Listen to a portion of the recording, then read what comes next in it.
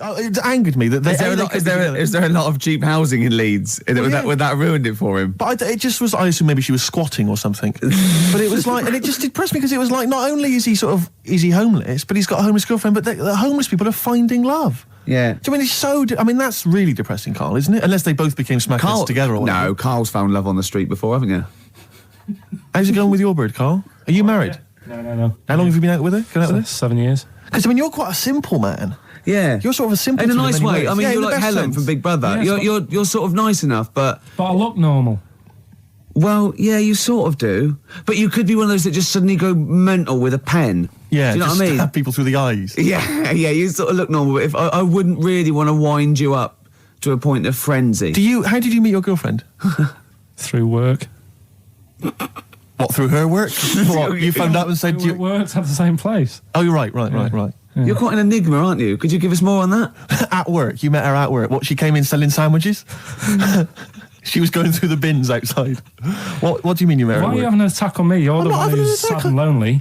No, he's done you again. Yeah, but what I thought was interesting was I just scratched at him and he just went mental. Yeah, no, it's like a bear caught in a trap. It's funny, isn't it? You'll never learn. Karl. No, I was just interested to find out what the story was, because it might be a really romantic story. Well, it's not. All right, jeez. I love the fact he doesn't want to talk about his love affair. I was thinking about you in the week, and like, does it worry you? I mean, you sort of joke about it now, and we're talking about it in the office, you know, like, oh, is Steve really touchy about the way he looks? And, oh, what's this? Where's that come from? He's done it again. He's done you again. I was walking on the other night, and I was thinking about it. And do you worry that when you're old, you will be on your own? You did start it, though, didn't you? Well, Karl, I'm glad you brought this up. because I mean, for me, you know, a lightweight, frothy entertainment show on XFM on a Saturday afternoon is exactly the place where I want to discuss the desperate, lonely future that's inevitably coming my way. Oh, God. I'll tell you what will cheer you up and forget all that. A bit of Embrace. Oh, one of the most hated bands. What are these fellas doing? There's a couple It's quite noisy, it's just distracting. Yeah, there's a couple of fellas behind us taking pictures. I don't know why it takes two of them. I think one of them just got, a couple of hours out of the office. Yeah. They're from the, what are you from, X-Mag? X-Ray. X-Ray. What's X-Ray? It's the XFM magazine, Steve. The XFM what? Magazine. And where's that go? Is this available in shops? Is it just a giveaway thing? It's kind of giveaway, bit of information on bands. Right. Gigs are coming up. How is it available? Who gets it? It's in top magazines. You're really selling it, Karl. You're obviously a fan of the magazine. It's all right. Yeah. I don't want to make it... This seems now like you've said, let's pretend we don't know what it is. You sell it on air, make it sound... I don't know what it is. Well, I'll show you later. Okay, cool. And if people want a copy of it, they can go to the website and subscribe and you get it for free. That's all right. Yeah. Cool. And you're going to be in it. And we're going to be in it. Centre pages. I don't look my best. I don't dress for radio. And, Well, it's okay, because I'm photogenic, so I'll make up for whatever you I'll push you forward. White Stripes and their version of Jolene. What did you make of it, Rick? I loved it. Good. I want to ask Karl a question, though, because Karl, sometimes in all of this newfangled world that we live in, what do you think of the scenario? What do you think is going on there? Because it's a bloke singing to a woman, begging her not to take his man. What do you think is going on there? Say again. Well, that's a bloke there singing. Yeah, to his wife Jolene. Right. Were you listening to the lyrics, or? You see, I got mixed up anyway. I thought it was about that one about the person who chucks himself off a bridge. So I was thinking more about that than listening to that one. Right, listen. Well, go on it. Right. Jolene, I'm begging of you, please don't take my man. You flaming locks of auburn hair, even though you can, don't. He's all I've got. You're a beautiful woman. Don't take my man, because I can't compete with you, right? Yeah. What do you think's going on there, though? Because, it's Dolly Parton singing it. We know what's going on. They're fighting over the same man, aren't we? Yeah. What do you think's going on when a bloke's singing it to Jolene? What do you think of the scenario there? That's one of them names, isn't it? That could be a bloke's name. It's like Leslie. Oh, Christ. Okay, sorry, it was a... I wish you'd not asked him that question. It's so exhausting. I love him. Do ants sleep, Karl? Which bird's got a cock? Swan. Okay, nice one. Listen, I want to play that song for various people who've emailed and phoned in saying they want requests. We don't really play requests on the show. We'd like to mention them anyway. Matt Barr, Magic Thighs. That's not Matt Barr's Magic Thighs. No. That's Matt Barr and Magic Thighs. Yeah. Kieran in Dublin, Stuart in Hackney, Lisa and Alison in Crouch End, and Glenn in Crystal Palace, who was phoning up with a nice message earlier. All of you, thanks for listening and thanks for enjoying it. Sorry we didn't play your requests, but tune in next time. It'll be fun. Anyway, I just all I wanted to say, really. Here's Tragic. What's tragic? What did you want me to say about that song? Just your opinion. Your own opinion was fine. In fact, your own opinion is better than anything I could really hope for. Without doubt. Whenever I ask you a question, you constantly surprise us. Yeah, it's wonderful. So only ever carry on telling the truth, carry on saying exactly what's on your mind, and I think this could become a great... You're like a man who was frozen in Victorian era and has been reawoken, and he's kind of discovering the world. Some things make sense, other things don't. It's beautiful. As opposed to one that was made in a castle in Victorian times, like Steve. Oh, that's just... Oh, I've joined in with Karl. I can't believe you're I'm sorry. on my side. Yeah, no, it was irresistible though, wasn't it? I'm really sorry. Yeah, it was Karl. It was you that worked out the maths and worked out I was 28 because they just worked out I'm 27. You are 27. No way. Yeah, I asked you, didn't I? And I said no. But what I sort of questioned was, I said, well, if you're 27 today, that means last week you were 26. Well done. Yeah, that's irrelevant. So therefore, you assumed that I must be 28 then. Yeah. Whereas I assumed you were using, your knowledge of maths, such as it is. I wouldn't do that. No, sure. Wow. I actually got lost in that conversation because I genuinely didn't know what he meant would mean last week you were 26. I don't know what that meant. I don't know what it meant. Wow. Well, it is Steve's birthday. He would have been 26 last week. Sometimes you genuinely frighten me because it's those staring eyes. There's nothing behind him. It's this little bald head. Looks like Davros looking at me. Genuine fear on his face when he enters into a conversation with another human being. What bit don't you understand? If he's 27 today, he would have been 26 last week, and he doesn't look 26. He didn't look 26 last week. He looks older than 28 today. You've started on his birthday. You're still having a go at him. Karl, I don't look like the kind of hot stud that I actually am, but face facts, that's the truth, mate. Yeah, live with it. Get with the programme, jeez. Well, let's have a little bit of cake. Okay. Oh, that's appropriate. See the what birthday. But you mean the band, don't you? Yeah. Not the cake. You haven't actually bought cake, have you? Got anything at all? Anyway, the winners, Karl. I think you took some answers. Tim and Neil. Well done, Tim and Neil. Are they going together or are they? No, two separate. Lucky people. Yeah. I don't think your heart's in it anymore either, Karl. I was all right today, but Steve's really dragged me down. Well, let's... Wait a minute, I just need to know why. No, do you know, people are being miserable around you? Yeah. I was full of beans when I came in. Yep. Yeah, but you got to remember last week, you were really miserable and that really wound me up. Yeah, because he was having to do stuff. Right? Because, he'd been let down and they were worried about the next show. You were in a terrible mood. Yeah. Look at me like you were. Songs, I wasn't going off and lying on the settee looking ill, talking in that voice. Oh, he's done you again. I said, just now, being quite friendly. Yeah, Karl, Steve. Karl, have you ever tried to get into the Monarch for free? Because I'll be honest, mate, it's not going to happen for you. Come out with me, mate, you got a quid off. All right? When you can get in places in Camden for free. Yeah, I'm all right, yeah. Oh, yeah, he's done you. Right, now it's time for Song for the Lovers. Now, this is one of my favourite songs of all time. You'll know this song better done by... That was nearly a sentence. Oh, come on, that was nearly a sentence. What's his name? Glenn Campbell. It's Galveston. Oh, yeah. This is the man who wrote it. This is the original. This is Jimmy Webb. Oh, yeah. With Galveston. From what I can work out, I think it's about a bloke who goes off to the Vietnam War and he's missing his bird. And I've brought it down, haven't I? I've brought it down a tone by saying bird. It's a beautiful song. It was irony. Just play it. Galveston. It's beautiful.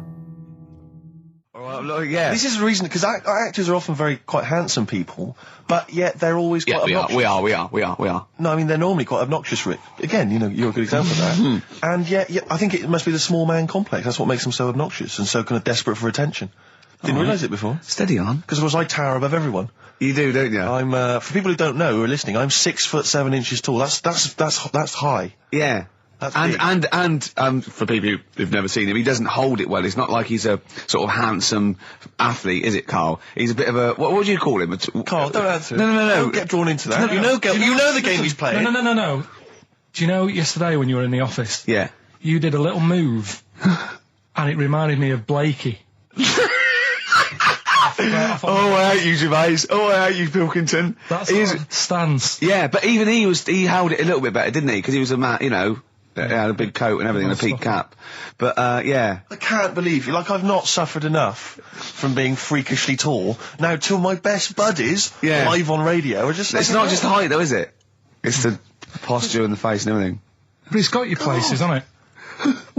No? What do you mean it's got me places? I think people give you a bit more of a chance in your career and stuff, 'cause it's like... Well, yeah, stacking shelves. Because I can reach to a high level. Muse, Plug-in Baby on XFM 104.9.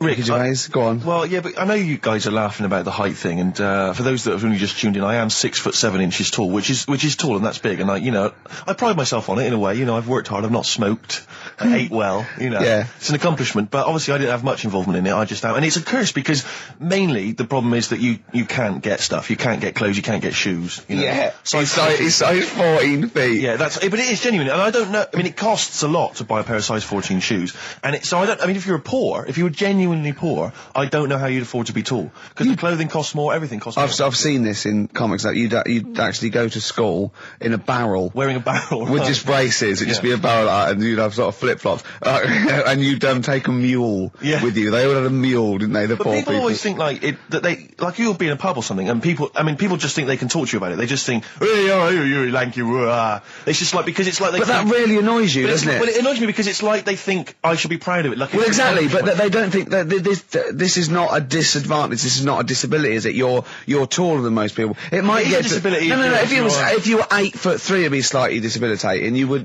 but disabilitating. What? Disabilitating? Yeah. No, you're a medical man, aren't you? Eh?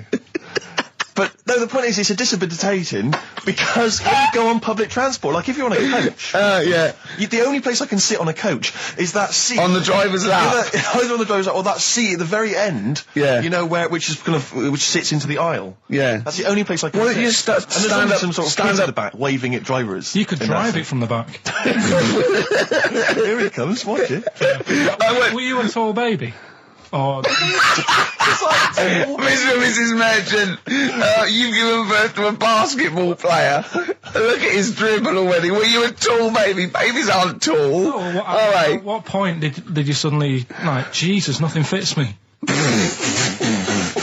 Well, it didn't happen overnight, Karl. Let's do a little graph. How tall were you at 5? Oh, I don't know. 3 foot. 3 foot. How tall were you at 12? 6 foot.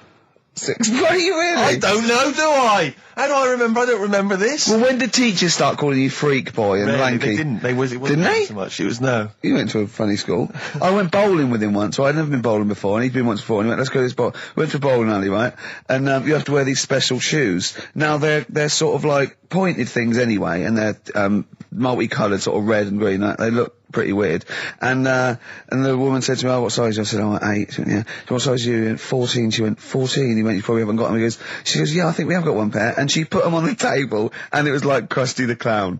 And I just started laughing. They looked so long, and he had to run round this bowling alley in these freaky clown shoes. But they don't look freaky clown like when I'm wearing them, because the rest of me's in proportion to it. It looked like a little wall bracket. One of the worst things that happened to me was when I was when I was about 16 or something. We went to It's a fire There's a fire alarm going off. There's a fire alarm going off. And the fire light's going off. Yeah. Should we not just maybe play a record and go and check that out? Wrap it up if you want. No, not wrap it up. Play a record. I'm going to go. No, the fire, it's gone off, Rick. It's gone off. Oh, what? They might have burned down. Yeah, I think we'd know about it. The flames licking around our ankles would be a clue. God. I'm going to go and investigate. You shouldn't ignore a fire alarm, did you? Blimey. We're entertaining the nation. Oh, look at him. He's scared of fire. What do you mean?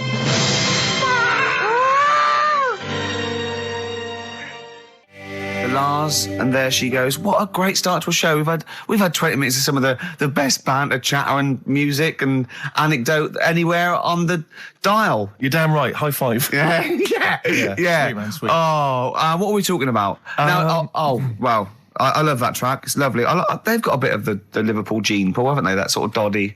You know what I mean? I like the Scouse sort of look. You know, the Cilla Black and the Stan Boardman. Yeah, it's particularly unique to Liverpool. It's sort of happy in teeth and ears. And, it's happy in teeth and ears. Yeah. Oh, brilliant description. Yeah. Happy in teeth and ears. Yeah, that's just 3 of my friends. Yeah. Now, we've got a great track lined up, haven't we, Carl, that I brought in? Simon & Garfunkel. Now, I'm not ashamed. As you know, me and Steve aren't worried about being part of a trend or you know, being trendy or jumping on about it. Steve particularly doesn't worry about, like, looking good or, you know. No, I'm saying, as a compliment, he doesn't worry about walking along like that or, you know. Well, I'm looking good. No. But I'm saying you don't mind the insults freak boy or goggle eye or... swore off a duck's back, mate. Do you know what I mean? Or a new phrase that's been coined because of Steve's face, water off a frog's back. Who's saying that? Just a lot of you, a lot of friends and that. But I mean... My friends? Yeah, a lot of the people. Can you name names or? I can't really. Big promises you can't. I can't. I can't really. Anyone up. I think it's the Kagol. Looks good. It does look good. It's waterproof, Rick, and it's also stylish. I wear nothing underneath, so it's tight to the skin. It gets sticky in bad weather. Is that why you sort of rustle? Sexy. But what's all the? Is there abuse? What's this? No. They just say. Because I'm a pretty trendy guy, but I, as you say, I cut my own trend. You know, I make my own style. Oh, dear. So just go back to insults briefly. Go on. You know, saying. Oh, no, I see that's... Goofy, that's not fair. No, because that's what he said, it's in my head. What do you mean he said that? When did he say that? No, I mean... When did you call me goofy? No, he didn't. He said about what's in the head. Hey, no, when it's... come on. Come off it. Don't Who's start calling me goofy? No. I'm not even goofy. Goggle-eyed's fair enough. Yeah, but you can sort your look out. I can't. What do you mean I can... How can I sort my look out? I'm not even goofy. That's not fair. You've got the proper features. What? Just needs sorting out a bit. I can't help it if my hair's not good. I noticed the other day when Carl was sitting on your knee having his picture taken. It's a long story, right? He's got a completely spherical head. It's slightly too small. I'm not being funny because, I mean, you know, I'm not perfect. But he's got a completely spherical little head. He looks a little bit like a baby hamburger. You know Hamburger off McDonald's? Sure. He looks like a little baby hamburger. And it's sort of quite put upon. It's Suzanne thinks I look like that thing in that Dulux advert. Do you know when the woman pulls the head off that? That little plasticine morph type. And then they make a new head for it. And it's like a little head. Really? And that's your girlfriend saying it. I know. Anyway, listen, let's get back to business here. This is a great track. It's America by Simon & Garfunkel. This is where I started saying we don't care about being trendy and all that. That was it. Because I just want to mention to people that they should be very excited because it's going to be Karl's special night tomorrow.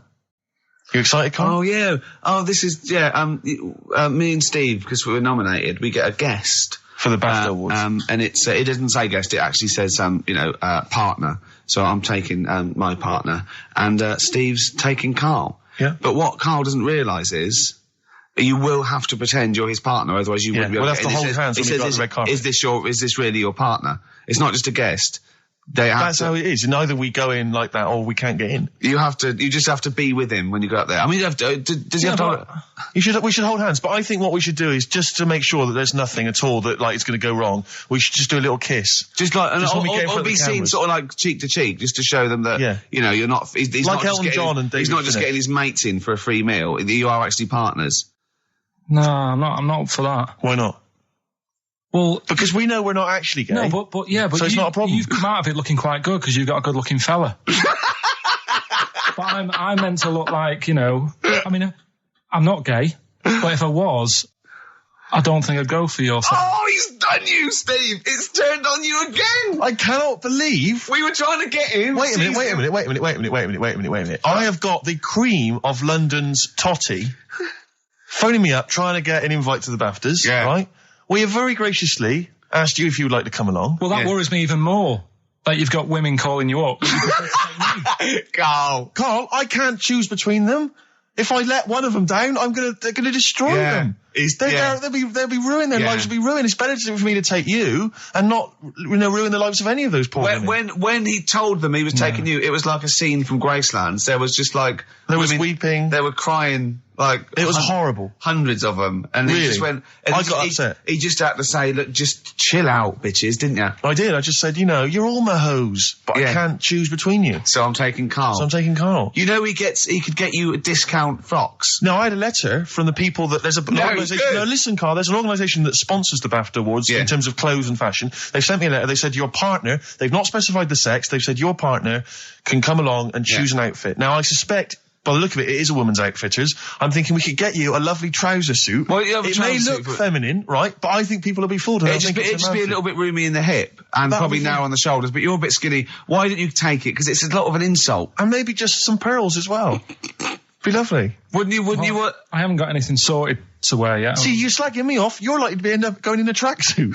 Yeah. You know, I'm going out today. I've never bought a suit since I was like 11, right? I went to my brother's wedding. That's the last time I wore a suit. No, but it's like how when I went to the BAFTAs with you and I wasn't really enjoying it, you were like... can't... He's what? No, you he didn't are tell such us an this. ungrateful... There are so many people. You're like a little charity case. You're like... Oh, I had God. chicks queuing up around the block. You'd usually have to. Someone like you would have to write to Jim or Fix It or Esther Ranson to get them to meet us sort of people. And now it's on your doorstep. I'm amazed that you didn't enjoy it. Why didn't you enjoy it? You got to walk down the red carpet. You went in. There was George Best, one of your footballing heroes, was there. A load of other big names. You sat there in prime position. You came backstage with a load of other big names. Hey, you had a lovely bit of grub. You were filming this thing for the DVD we're making. That's you, a cameraman on our DVD. And yet you think, now you look grumpy because you had a couple of pints and I can't believe So tell us why you didn't enjoy it, because the ceremony, what didn't you enjoy about that? It was interminable, wasn't it? Far too long. Wasn't it awful? 3 boring. hours. I'm sorry. I thought you were going to say something. Really? Sorry. 3 hours. Yeah. I mean, I suppose for you two, at least, you know, you were going to get something. Sure. Yeah. But with me, it's like, I mean, I've never graduated or anything, so... Have you not? I'm trying to think of sort of a situation. Basically, I sat there for 3 hours knowing that I'm not going to get anything out of the night. Yeah. Right? Now... Sorry, when we invited you and you said yes, did you think you were up for an award? No. I thought we were going to be sat round tables having a nice bit of food whilst people are going up there winning awards. Yeah. But 3 hours of the same thing over and over again. I mean, if a film's 3 hours in the cinema, you go, well, it's long, but, you know, I wonder how it's going to end. Yeah. But this was just like the same thing over and over again. Some guy going up, thanks a lot, cheers for the bit of brass. And then going down, sitting down, the same thing over and over again. Honestly, right, I'd say it was one of the worst things I've ever had to do. I enjoyed the night afterwards when we did have a bit of lamb and a nice bit of veg and that. That was all right, and I went home and I was happy, and I got the little freebie bag that you're talking about that we're giving away. Yeah. Which wasn't much good stuff in it. Oh, all right. Right. No, what would you have done on that Saturday night? Suzanne what would you have done or the Sunday night rather? What would you have done had you been at home? I would have stayed in with Suzanne, right, watching telly, having a nice bit of pate on toast or something, cup of tea, watching 24. But instead, I had to buy an expensive suit so I didn't show you up, right? Jesus, yeah. How much did you spend on your suit? Well, in total, right, because, you know, the shoes and the suit and the shirt and the tie, it was about 600 quid. That's the most expensive evening ever. And that's what I'm saying to you. And the daft thing is, it's dark in there. I don't know why you've got to wear a nice suit. You can't wear a tracksuit, for goodness sake. It's dark in there. No, just the shirt and that. It doesn't make you a better person wearing a suit. No, doesn't make you a better person, no. We're not claiming it made you a better person. No, but that annoyed me. Yeah. I mean, it was an experience, isn't it? That's why I went, because you think, if I didn't go, if I would have said to you when you invited me, no, Steve, I don't want to go, then I would have never known, right? Yeah. And that's my sort of thing in life, right? Yeah. If something comes up, you should take it, even if you're not going to like it. It's a bit of an experience. Right. Do you know what he said to me? I phoned him up because we had to meet up. And obviously he had to pose as my gay lover. Yeah. To get in, right? Yeah. He phoned, you said something to me like, I bought a suit, I'm looking good. He said, I'm looking good. People will think, how on earth did he end up with that good-looking guy? So he got into the role. That was what he said to me. He started getting into it. Such an insight. Fair record. I just must say that we've had an email from Darryl Foss. Lots of people have emailed in and say, well done on the BAFTAs and well done on your Room 101. They really liked that. Thank you. There's one guy, Darryl says, Ricky, has your dad only got one D-Mob suit? Because I don't know if you noticed, but Ricky wears the same suit every single time he appears on TV because he spent a fortune on it getting it tailor-made. I've only got one. It's a good suit, and I know. It all the time. And it's winter as well. It's like a pure wool, so I'm sweating everywhere I go. Anyway, usually it's too much cheese. I won't be buying another. Huh? I won't be buying another one. Ever. That's it. Yeah. Suzanne told me today, right, because I've handed it in today to have the trousers turned up a bit. Why? Because it was a bit of a bodge job for the night. Yeah. Right. It was just some pins sort of holding it up the other night, but you didn't notice, and I didn't tell you because I thought you'd be getting on the stage and saying, "Look at that freak over there with his pants hemmed up." But I took it to the place to get it done. Suzanne tells me that I'm going to start shrinking now and getting to that age where you start going small. I know that must have been a revelation to you and a worry. Like, how small do you get? How small do you get? Oh, what are we playing now? I thought we'd have a bit of Marley music. Marley music? Oh, okay, go on. If These Old Walls Could Speak by Jimmy Webb. Might play another track off that later if we've got time. What, today? Yeah, well, maybe next week. We've got lots to pack in. We've got things like New Order, Cure. I'm just hoping that all those kind of new metal fans, Rick, can just calm down for a second, you know, and just enjoy that for what it was. Yeah. Well, I hope their snobbery is not going to prevent them from enjoying it. I hope they can just leave it alone for 2 hours for our show. Exactly. We try and, try and pack lots of Well, whilst stuff you're talking about new metal, can I just say Ian Camfield is here tonight. He's moving from Fridays. Right. What the hell does he think he's doing? He's just offering up information now. No, it's just that you were talking about the new metalers, and now seems like a good time to Carl, say. listen, you're here for our amusement. Yeah. You don't sort of come in any time you want. When we decide it's time to sort of have some fun at your expense, then we'll let you know, but otherwise... We're not here to help other DJs or even this station. We don't give a about this. See, this is what my girlfriend said. What's that? Well, you should listen to her. She knows what she's talking about, clearly. Now, put your microphone down. She said they just wheel you out when they need you. Switch your microphone off, Carl, and let us finish what we were saying. Right, just... What were we saying, Rick? Ian Camfield has got a rock show. Oh, right, yeah. Starting today. It's 4 hours of pure rock. Yeah, he's probably here smoking, drinking Jack Daniels and just like having pictures of Vance put up around him to get in the mood. Then he'll go out and rock. Carl, don't be silly. Turn your microphone on. We're joking. Is that right? When's he on? 8 till 12 tonight. 4 hours of rock. Lovely. Listen, some big classics coming up, plus huge news about Carl. Please, let's play some more ads. Do you really want some ads? I'm tired of the music and chat. Please play some more ads, Carl. Please. Carl. You are going to be a turntablist. Yeah. Steve never learnt an instrument, which he regrets. And he's a modern lad, and he's using turntables as his instrument. I just got 2 turntables on the microphone, and so far, seriously, I'm cutting it up big style. No, don't laugh, because it is mental, the kind of stuff I'm coming out with. And I'm scratching, I've got the beats, matching.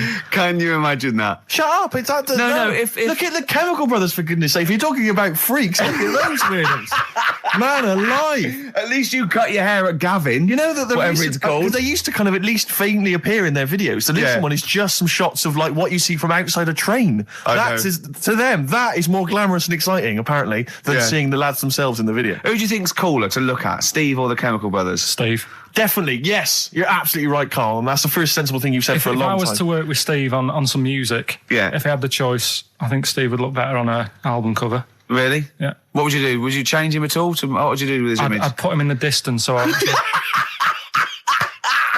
can't believe this is... just so you don't look as tall, that's doing you a favour.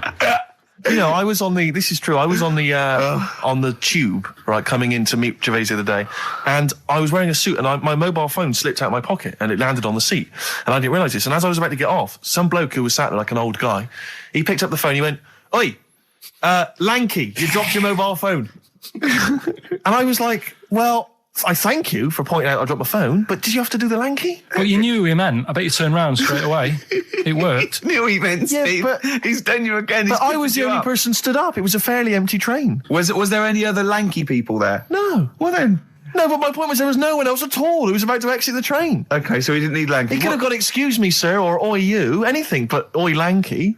I know. It's that thing, though, isn't it? That's what I'm talking about. You say the thing that you don't want to say. It's like me with Ken Dodd and Will. I think he wanted to say this. Oh, well. I think he took pleasure in it. I think he went, "That bloke's lanky. I shouldn't say that." Yeah, I should. Oi, lanky. What's he going to do? Phone. Yeah. Do you want your phone back or not? Electric Soft Parade. Same way every day on XFM 104.9. I'm Ricky Gervais. Within Steve Merchant. Sure. Rick, I only had one thing I had to do all week. Okay? What was that? I was so excited about getting up Friday morning, phoning, getting Bruce Springsteen tickets. Yeah. The Boss is playing in October. And basically got up too late. Well, not sold out already, you just sold out. It had sold out, but I've started calling about 12:30, it sold out. I trawled the net. I trawled all the phone lines. Some of those buys are bulk buys for selling on, aren't they? They're not all individuals. This is the problem. I mean, I don't know how many people they can fit in Wembley Arena, but sold out by 12:30, and that's popular. Wembley Arena? Yeah. It's about 12,000, isn't it? I was so gutted. It was all I had to do. I was so looking forward to it. I phoned up one of those quite dodgy ticket agencies. Do you know how much he was offering to, they're 45 quid to buy. He said the starting price is 225 quid. I mean, that to me is like a ticket tout, like a legal ticket tout. Are they allowed to do that? I don't know. It's crazy. I was so angry. They'd have to say their booking fee was £150. Exactly. But now I'm like desperate. I don't know what to do. I'm just wondering if I can abuse our position on the radio and just try and scrounge them from anyone who's listening. No, I mean anyone who's listening who's got the power to get them, or... This is begging, isn't it? It's exactly what it is, Rick, yeah. Yeah, I was going to try and dress it up. Yeah. But it's just begging. Ticket touts after you as well, for dissing him. Ricky.Gervais... Don't bring me into it. Shut up. Ricky.Gervais@xfm.co.uk. If there's anything you can do to get me a ticket, I'm willing to pay for it. Up to the price of 45 quid. Yeah, wow. No, second hand. 30. Yeah. You don't want to throw your money around, I'll Steve. give 25 quid, come on. Don't you know who I am? Yeah. But that, I mean, do you know what I mean? Because I'm just, I asked Karl if he could sort it out. He's done nothing. He's achieved nothing. I know. So I'm just desperate. I'm in a desperate situation and I don't quite know what to do. I'll tell you this though, Karl. Don't bother doing favours for him because he's not grateful. You give him something and he goes, right, does this mean I have to give you something back? And I go, well, no. He goes, good. Well, I got you Cure tickets and you did nothing but whinge about it. Yeah, it was rubbish, that gig. There you go. It was rubbish. I went along to that gig. It was a balmy summer's night. The Cure, as far as I'm concerned, owe me a balmy summer's night because I wasted it. Hour and a half they played for. They played 4 hits. I don't want to hear their dirge from like some dodgy album and from like 1984. I'm not interested. Play the hits. Boys Don't Cry, Love Cats, blah, blah, blah, blah, blah. Instead, I got nothing. I was so angry. I was just, oh man, I was You were probably angry at Karl, weren't you? I was angry at Karl for wasting my time getting me the tickets for free. What I mean, if I Karl? paid for it, Are you getting to see what sort of a bloke Steve Merchant is? Doves, Caught by the River on XFM 104.9. I'm Ricky Gervais, Steve Merchant, hello, Karl Pilkington and everything. No, I'm going to be honest with you. Go on. A little bit hungover, don't feel very well. Yeah. I don't know if I'm hungover or still a bit drunk, but I don't feel... You sound like you're still a bit drunk. Yeah, so what I'm worried about... You do every week, so... But what I'm worried about is that the standard will slip. Sure. If I'm not right on the ball. And the other thing is I haven't had a lot of time to prepare the show today. Okay. So I don't feel, 100%. Yeah. I haven't done it. Karl. Right. Look. Have you finished that sentence? I don't make me laugh because it hurts as well. And there's the other side effect to me being a little bit hungover or drunk or whatever, right, is that I can be annoying. Right, yes. Because just to amuse myself, I sort of like turn my body off a little bit and just poke and like that and annoy people and that. I want to sort of like... Well, you do the physical equivalent of freewheeling. Don't you? You just I sort of want to climb on Karl and go to sleep on him. Yes. Do you know what I mean? Yes. They both annoy him and it'd be comfortable. Yes. Which is... can be annoying. Just a little thing just to make this show a bit easier. If you'd put your hand up when you want one of us to speak, because I'm not quite sure when the sentences are finished. The hands are up. Okay, good. So, the hands are up. Okay. Okay. Good, alright. Okay. Are you gonna just keep them up the rest of the show, or? No, Karl, do what you, huh? Good, alright. Do you want to, is there an excuse as to why you're a bit hungover? Too much wine. Okay. Last night, yeah. Yeah, good. Thanks for that. Because this is the only work you've got to do all week, isn't it? Unless I'm very much mistaken. You don't have to do anything. You just sit at home eating cheese. Yeah. Then occasionally you do a bit of sort of shadow boxing. And that's exercise. And then you sit and watch TV. Yeah. Is that roughly what you did this week? Yeah. Uh-huh. So this is the only 2 hours you had to do anything for all week. This is you had to prepare for this. Yeah, but who can plan a hangover? Right. You'd think, Karl, you said you had some stuff. Yeah. What have you got? I love the fact that, whereas I was a little bit slow, Karl there leapt into action to keep this show afloat, keep the pace up. Go on. Right, well, Karl, are you hungover as well, or? I'm just a bit annoyed because I'm with you. Do you know what I mean? He hasn't got much to do all week. You're having a laugh. What? What angers me is I kind of hope that maybe I could have quite a long career in radio, and I sort of feel like I don't know, the word sinking ship. Those words spring to mind. But because it feels like, I mean, Carl, you're just a chancer anyway. You weren't even supposed to be on air, and we've made you into something of a household name, and that's cool. Household name. And Ricky's already a celebrity. He's got it stitched up. He's got corporates. He's got voiceover work. But I've got nothing. I'm running on empty. I'm not nothing. I've got nothing. I'm sort of dependent a bit on this. Yeah. Financially. And go on then. What and you two are sort of bringing it down, really. Right. Do you reckon I can get my own show, Carl? Carl. Tell them what I did out there with a bit. No, Carl, tell them how funny I was out there with a bit in that a minute ago. So anyway, come on, I'm bored of this. I'll tell you what. will we tease them with what we've got coming up next? Yeah, Carl, tease us after the next record. I think we've already got them for 2 hours. Yeah, we've hooked them, Carl. Don't worry, this is textbook radio. What's this? Badly Done Boy. Yeah. Rick, can I just... Sorry, I don't mean to abuse our position again, but... Bruce Springsteen's performing in London tomorrow night, and you remember I made an appeal to try and get a free ticket. Yeah. Well, I don't even mind paying. I tried to pay, but that's good of you. No, I'm a generous kind of guy. And I thought you were mean. No, go on. What are you going to say? But you were all I'm saying is, face value. I mean, you don't want to be ripped off, do you? No, don't be crazy. Ideally half price. Yeah. And I've been chasing kind of my tail, really. I'm not going at the moment. I'm not going, and I'm desperate to see him, man. I mean, he's going to do a great concert. It's his only one in London. I can't believe that being on the radio, being on XFM, the listenership's going up apparently. I can't believe I can't get a ticket. I've asked Carl. He's done nothing. Hang on a minute. No, Carl had a very good point. Nothing. Carl, say what you said when he was whinging in the but first of all, whilst you're moaning, you also asked in the week for a Badly Drawn Boy album. Yeah. You got in today. Yeah. There's one there for you. Well, yeah. But it's yin and yang. And it's Carl. like, but I do, Carl, what's Steve ever done for you? That's what you got to ask yourself. What has Steve ever done for you? Well, he took me to the BAFTAs. Yeah, but only because no one else would probably want to go with you. I can't believe that. What is this? I do not believe that. Oh, Steve, I'm going to stitch you up now, Carl. And it's in a nice way, and don't worry, it won't be too bad. He won't take it too bad. Carl sent me a little text message today. Right. No, Oh, what is this? Right, okay. Okay. I'm in a very frail mood at the moment. No, you're like this one. This is funny, because me and him have been, sending trivia back and forth to each other. Which is another point, right? I sent him... Oh, well, I'll get to that in a minute. I thought he'd really be amazed with, Well, while you're fiddling, if you can make my dream come true, to go and see Bruce Springsteen tomorrow, then give us a call on the usual number. Well, like I said, Steve... What? Right?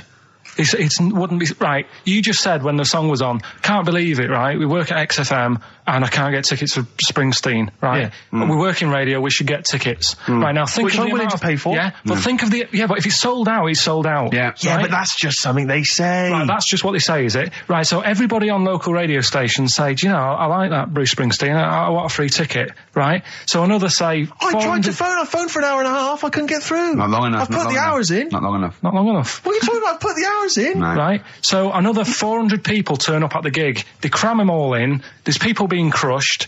They've paid the money early. They were up early that day when the phone lines were open, whilst you were probably sleeping and that. So they're dedicated, and they're the ones at the front getting crushed. What? Would your mum and dad be crushed? happy if you were there getting crushed? I don't mind. I'll sit at the side of the stage and watch him. Yeah, but I don't mind. But everyone will say that then. And then before you know it, no one can see anything because you're all on the stage. On this one. Right, I'm going to give you this. I'm handing over my mobile phone to Steve to read the... You can see it's from Carl at the top, but just read it out as you scroll down. Just read it out loud. Is this a text message from... Yeah, this is a text message to me from Carl. Read it out. To see at night as well as an owl, you would need eyes the size of grapefruits. If only Stephen could turn his head right round as well. Carl, I can't believe it.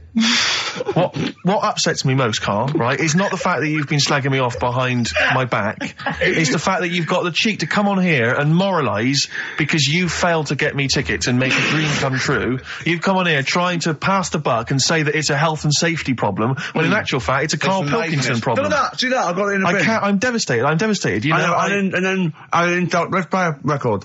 I'm upset. I should have eaten this banana off air. What's the number? It's 08700 800 1234. But if it's sold out, Steve, it's sold out. A bit of a classic here. R.E.M. I bet if Ricky wanted to go, it'd be fine. I'm sure someone could sort it out then. Who? Oh, if Ricky Gervais wants to go, then I'm going. Are you? No. You want some tickets, then? I had a bit of good news this morning. Go on. I was on the tube coming down, and I don't want to sound arrogant, I don't want to sound pushy, but I was at Green Park, and I'm fairly certain, Rick, it's not 100% corroborated, I'm fairly certain that a woman pinched my arse. So what do you think of that? Yes. There's a lot of pickpockets around Green Park. No. My wallet was still there. Really? But even if it wasn't, that would have been money well spent. But the wallet was still there. So what do you think of them apples? Eh? So what did you just pinch off? I can't confirm it at this stage, exactly what happened, but it certainly felt like a pinch. I looked round, there was a woman behind me. Right. She was fairly old. I think she's probably in her mid-30s. Right. Kind of reddish hair. Right. I don't know if she's listening. Right. But she knows where I am. And so I don't know how to proceed, really, Rick. I don't know if it's worth putting up some posters around the Green Park area. Well, what you could just do, to try and corroborate it. If you saw a woman pinch the lanky guy's arse... No, you could probably get in... contact with British Rail and go back over their CCTV cameras, yeah. And then they could probably zoom in and, sort of identifying sort of birthmarks, or she might have been holding something. Then I could hire a private eye. Yeah. Again, money well spent. Well, so there you go. I'm just saying maybe maybe things are looking up. Things it's getting towards Christmas. The worm has turned. I mean, it's a little sexy story to get the show going. It is but what do you make of that then, Carl? What do you think of that, you're quite damning. What's your answer? Well, I mean, you're quite a tall fella. Sure. So she must have really wanted to sort of reach up and have a pinch. Mm. Do you know you think she was a dwarf? She did it with her teeth. He didn't say she was a dwarf. No, but Steve's taller than, his arse. Yeah, but his arse isn't 6'9", is it? His arse is about 3 foot off the floor. 4 foot? What? 4 foot off the floor? No, I don't think so. About 3. She'd have to be a midget to have to reach up to pinch Steve's arse. He is very tall, but I don't know what your point is there, Carl. You're just trying to, you're just. I think maybe just a little bit jealous. Just a little bit of jealousy. How many cats do you say you've got through? I'd say whilst I was living at home. I mean, it's still on the increase, even though I'm not there. So whilst I was there, probably 5. God. Oh, wow. Oh. Yeah. And were you upset each time, or you just got used to it? It's one of them things, isn't it? Like I've said before, when you first see something, it's a bit of a shock. Do you know what I mean? It's like the Elephant Man or whatever. Yeah. First time you see him, it's that sort of, oh, look at that. Yeah. Do you remember the first time you saw Steve? No, I'm not being funny. Do you remember the first... Yeah, but I've said this before. It's always... Then you get used to how people look, and you don't... No. I'm going to burst. You have to play a record. No, what? Because I just see Steve's face. No, but I've got used to it. Shut up. Carl, you know our mate Johnny, he's a Doctor Who fan. Yeah. Do you remember, he bought the Doctor Who magazine, and he went to the toilet, and Steve got post-it notes and put geek on every page, and Johnny opened it on the tube, right, and it had geek and everything, and Johnny bought in the new Doctor Who magazine, I think this week's or this month's, right, and they've done the perfect Doctor Who fan, right, what the geek is, right, and it looks exactly like Steve. All right, don't have a go, Rick. It does, and he went, and I'm going to try and put it on the website. It's amazing. It's got your hair, glasses, it stands like you, it's sort of dressed like you, and it's only, it's hilarious, and he was, I mean, I'm insulting you now, it sounds like an insult, but if you'd see it, you'd laugh. Well, Rockbusters, right? Yeah. Right, here we go. Just a little bit annoyed. Just 3 clues. We've lost all the energy in this show, haven't we? Well, I can't get over that insult. I'm just a little... No, Three. we did though. It just came out, no, I can be honest with you, Rick, it 3 came out left clues. field. I wasn't expecting an insult. No, And, but I I think thought there was a sense of camaraderie on this. No, I'll bring Just it email in, and you'll see what I mean. ricky.gervais@xfm.co.uk. I'm just annoyed. I can't What are we listen to doing? Rockbusters I'm too. just reading out the clues. Should we put this, let's put this one in for the Sony Award. Let's put this show in for the Sony Awards. Play a song, Carl, because I need to discuss things with him. I've talked before about him Edit slagging it me down. off. Get this down to 3 minutes. It'd be a great show. Rockbusters in a minute. XFM. Lonesome Day by Bruce Springsteen from his new album The Rising on XFM 104.9. Ricky Gervais, Steve Merchant, Karl Pilkington. Foreman just phoned in and said to Karl, stick up for yourself. Don't listen to that Merchant. He does my head in. He's so arrogant. I don't think I'm arrogant. I think I'm mean. Yeah. I just think I'm sort of objectionable. I don't think it's arrogance. I think it's No. sort of nastiness. Yeah. I'm just not a very nice person. But believe me, I'm not arrogant. I think I'm pathetic. What were you talking about earlier about glasses as well, and Steve taking his glasses off? What was that? What are you saying that in front of him now for? Was it an insult? It wasn't really an insult. Carl, what were you up to? No, what was it? I genuinely don't remember. I genuinely don't remember. Right, Steve, I'm not having a go. Right? Just saying how people, it's a bit weird that you've got glasses because you've got a good pair of eyes on you. Right? That isn't an insult. What were you talking about though? What was it? Why did it was the fact that people who wear glasses always look a bit weird without them on. It's like, you know, they should wear glasses. Okay. Why did we get round to this? What was we talking about? I don't know. I don't know. I don't know what that was. It sounds like an insult, even it wasn't intended as one. It wasn't. It sounds like an insult, Carl. It does, yeah. No, it wasn't. I should be allowed to punch you every time you insult me now. No, but I'm not I'm having a doing go. it. I'm going to give you a dead arm. Look, Steve, It sounds like an insult. you And always even if it wasn't, you intended it to be one. Well, what you... Oh, that was real. Play a record. But It's That's what you mad. get every time you insult me from That's now on. mad. Is this the Cardigans? Great. Brilliant. I didn't even say anything. It makes me feel better. I can enjoy the rest of the show. Yeah. Before we carry on with anything, I should just tell you, we're on the subject of emails. There's one emailer we're always looking forward to hearing from. Dickers! Richie Anderson! Dicky Docky Doo! Richard Anderson, thanks for emailing. He's my biggest fan. He's now. one of the biggest fans. He absolutely loves me. But not afraid to offer some constructive criticism. Go on, That's the what's he great said? thing about Dickie. And from Anders this week, he says, Ricky, I'm lazy, I talk nonsense, I'm badly organised, and I believe in ghosts. Can I have a job working on your show?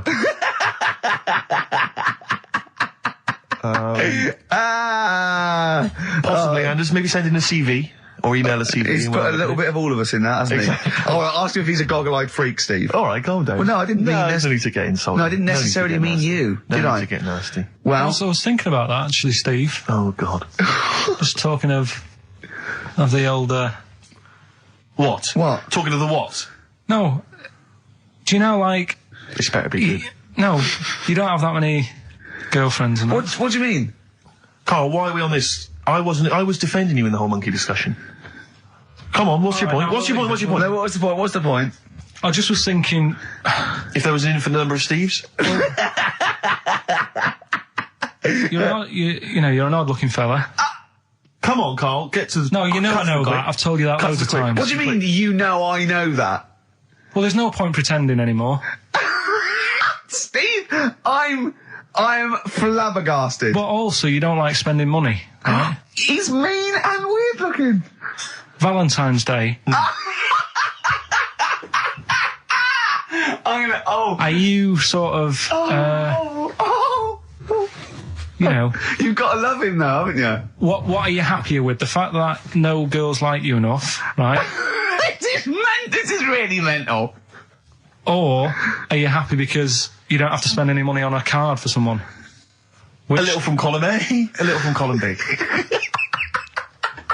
Right, let's have more monkey news. What have we got? No, we've got so much to get into this show. Insults. We don't need the stupidity. insults. I think we've got enough. We don't need the Yeah, insults. there's no more insults. No more What insults. angers me with Carl is you know he's been planning that. No, I haven't. I was thinking about it on the way in because Valentine's Day is coming up and I'm not a big fan of it. Condoms? You bought your girlfriend a box of condoms for Christmas. I don't think you can have a go at me. To be fair.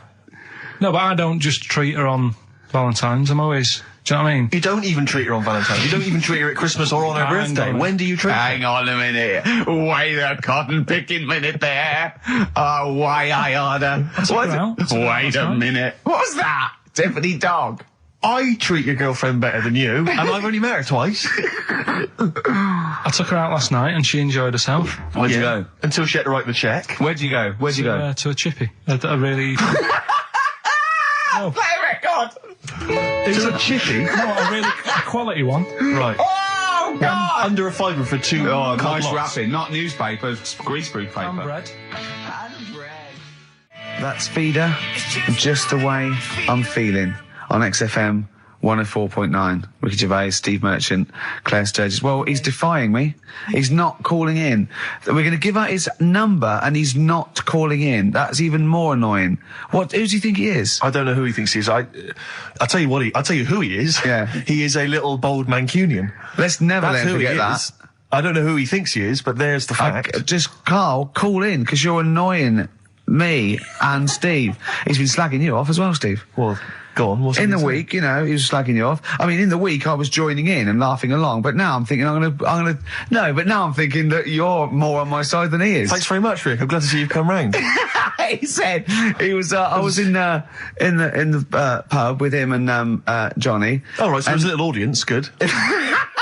And he went, have you seen Men in Black 2? I went, no. He said, have you, Johnny? He went, no. He went, there's a thing in it that looks just like Steve. And I went, what? He went, it's a thing, it's got really gangly arms and bulbous eyes, and it just works really fast in the Aliens registration thing. And I went, all right. I said, we'll bring that up Saturday. Since he's not here, you know, what do you think of that? Well, the reason is, I think the problem I have with is this, that if I was to say things like that about Karl, I'd destroy him. He'd be a broken man after I'd finished with him.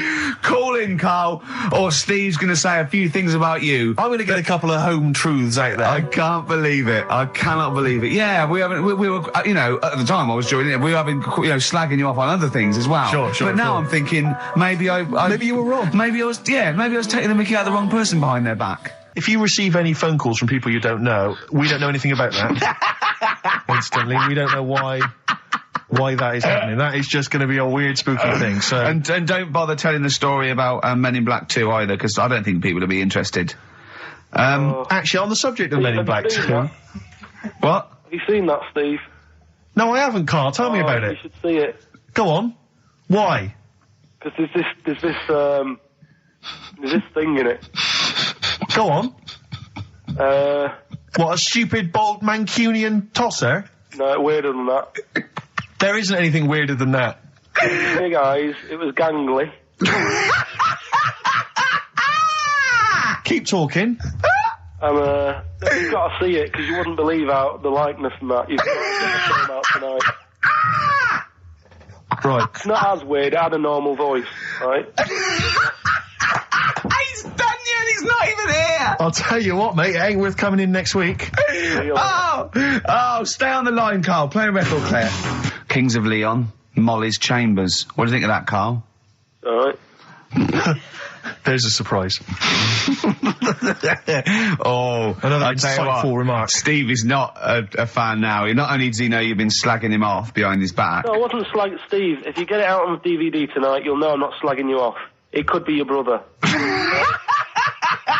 I love the fact that it makes it worse, but he's thinking you're going to go, oh, he wasn't slagging me off. It does look like me. I do think I'm an alien. I love the fact that you hope Steve will go, he's got a point. It's a spitting image. Yeah. I am, seriously, Karl, I'm really angry. I'm so angry with you at the moment. You haven't seen it yet? No, I know, because I know what it's going to be, and I'm just... Why? I'll tell you why I'm angry, because he doesn't do it in jest. No, but what do you think it's going to look like? What do you think this thing's going to look like? It's going to look ludicrous. It's not going to look anything like me, but he's going to pretend it does. Go on, what? Go on. No, it does look like you. Yeah, of course it does. And you looked like the Human Z. Well, I mean, to be honest, you did a bit, Karl. You walk like him, you're bold like him, you got a sort of gormless face like him. Any more? I don't smoke. That does. I'm not arguing with you. I'm not well on that. Oh, you're not well. What exactly is wrong with you, you whinger? Well, it's just, do you know, like I always tell you about the restless leg syndrome I've got. It's like that, but all over. So you're just shaking around the house? I'm just, yeah. What do you look like, Elvis? What are you doing? You're shaking around the house. I'll tell you, with your bald head, you probably look like an enormous vibrator. Oh, God. That's what you probably look like if you strip naked. Oh, you'll have the Scottish widow coming round. Oh, dear. That's, what's her name, by the way? I heard you talking about that. That's, Amanda Lamb. Amanda Lamb, who's in the Place in the Sun programme. Is she actually a widow? Is she a Scottish widow?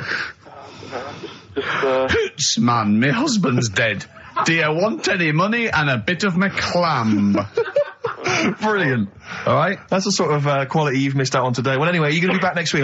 We need you back next week. Yeah. Yep. Well, how do you know? Also, how did you know you were going to be ill today? Because you phoned and arranged this yesterday. Convenient. And I spoke to you yesterday and you didn't sound very ill. I felt ropey yesterday. You've got a bit of a bunged up nose. Even though I have a bit of a bunged up even though I was nose. ill, I still sorted it out. Yeah? I'm a little bit sweaty. Even though I was Carl, ill, sorting it out does not mean you phone up Sturgis and send her down. That's not sorting it out. That's making things worse. Have you learnt nothing? Thanks, Claire. If you're not part of the solution, you're part of the problem. Mate. Yeah. My leg's a little bit achy. Oh, wearing wet jeans. Oh, I put wet jeans on again. My lasagna it was frozen. Can you hear the venom and hatred in our voices today? We genuinely are upset and angry with you. Yeah. Can't believe it. I cannot believe that Right, well, the thing is, we'll be back to normal next week, right? We've got Billy Elliot doing the film next week. Right. Any prizes? Got some good stuff. Have you got any films with Burt Reynolds in to give away on VHS? And I'll see you then. Great, we're looking forward to it already. I'll see you later. See you later. Hot heat, bandages, XFM, we're off, innit? That's it, it's all over. Yeah. Back next week. Yeah. Thanks, Claire. Bye. Total respect. Yeah, Yes. nice one. Keep it real. See ya. Carl, I need the phone number of your girlfriend. Let me explain why. I was lucky enough, once again, to be on your quiz team this week. Ricky... Still to beat me. He's still to beat me with his team, yeah. Second I came. We the gang here and some friends, we sometimes go down to a pub quiz in the local area, and I was very nicely, I was invited by Carl to be on his team. Twice now I've been on that team. Ricky's always on another team. And what can I say, Carl? Do you mind me saying this now? Because I've analysed the team, and it's very much your team, and you've put the team together. You've recruited some excellent personnel. Your girlfriend's very, very good on the team, as is one of her work colleagues. And you normally bring in, someone like myself. I like to think I've been providing something with the entertainment section. I seem to remember last time I answered at least 6 or 7 questions that other people hadn't got. So I felt I provided something there. Carl, I rather like John Harvey Jones, who used to be called in to sort of troubleshoot companies. I see why you are not winning ever, and it's a rather pricey contest, isn't it? It costs a tenner to enter per person, and unless you get in the top 3, you're not going to get to see your money back. No. So I think you're going to maybe need to step down from the team, because Carl, I'm not sure. I am not sure. You consider yourself a kind of player manager, but frankly, I'm not sure you're providing enough. Right. See, this is funny, because as bad as I imagine you are, I don't think Steve would make it into my team, so he's getting a bit cocky here. I want to know what your opinion of him, because he's told me he's great on it. Well, you bang out of order, first of all. Okay. Do you have a good night when you're with us? I tell you what, I wish I hadn't lost a tenner every time I've come down. That would have improved it. You point out there about the football analogy. Mm-hmm. Alex Ferguson, when did he score a goal? Right. He doesn't. He tells the others how to do it. Right? That's my role. He doesn't take up one of the 11, though, does he? No, exactly. It's not like you can only field 10. Yeah. Because we only got 10 again. I want to be in the 11. Exactly. He's not running around in midfield, falling over. Yeah, shouting, "Oh, what have I told you?" Yeah. No. Right. I'll admit. And right? there's a limit of 5 players. We should explain that. That's the point. Yeah, there's only 5 players on the team. Team. But it was pretty tricky on Tuesday, though, wasn't it? It was one of the tougher... Tell everyone the one question you got right. Something about... Well, tell us the answer. The 2 words you had to say to get the answer. Danny Minogue. Danny Minogue. That was what you provided, Danny Minogue. Is this valuable? Well, no, not really, because there was at least 2 of us who also knew the answer. Oh, well, we gave him. No, exactly. We gave it to Carl. We massaged his ego. But I just feel Carl. Do you know what? I feel a bit bad now, because I just sort of had a crushed face. Then. Can I just tell you right now? He just can't believe this. Can I just tell you right now? I think the problem is this. I think there's that precious 5th position that is not being filled. at the moment, I think, consistently enough by a decent player, right? You've got a solid team. I'm thinking if you want to remain on the team, you are going to have to pull your finger out and find a fifth member that is going to provide, and I'll tell you where the weaknesses are. I can tell you right now, mate. The weaknesses are natural history and science. Something which Ricky Gervais is scoring on week in, week out on his team. There is a few. Now, if he was available for a transfer, we could be fine. But we've got to find someone to fill in that space. Otherwise, I'm either going to quit or you're going to have to step down. Because I don't think I can be on a team where there is these obvious deficiencies. There are visible deficiencies in the team. And, you know, the £10. That's £10. I'm not made of money.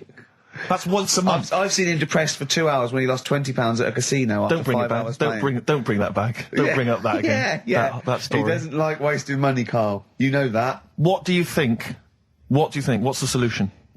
We've got to think proactively now. We've got to sort this out. See, there's always other things going on in my mind when I'm in that pub quiz. For me, it's just a little bit of fun.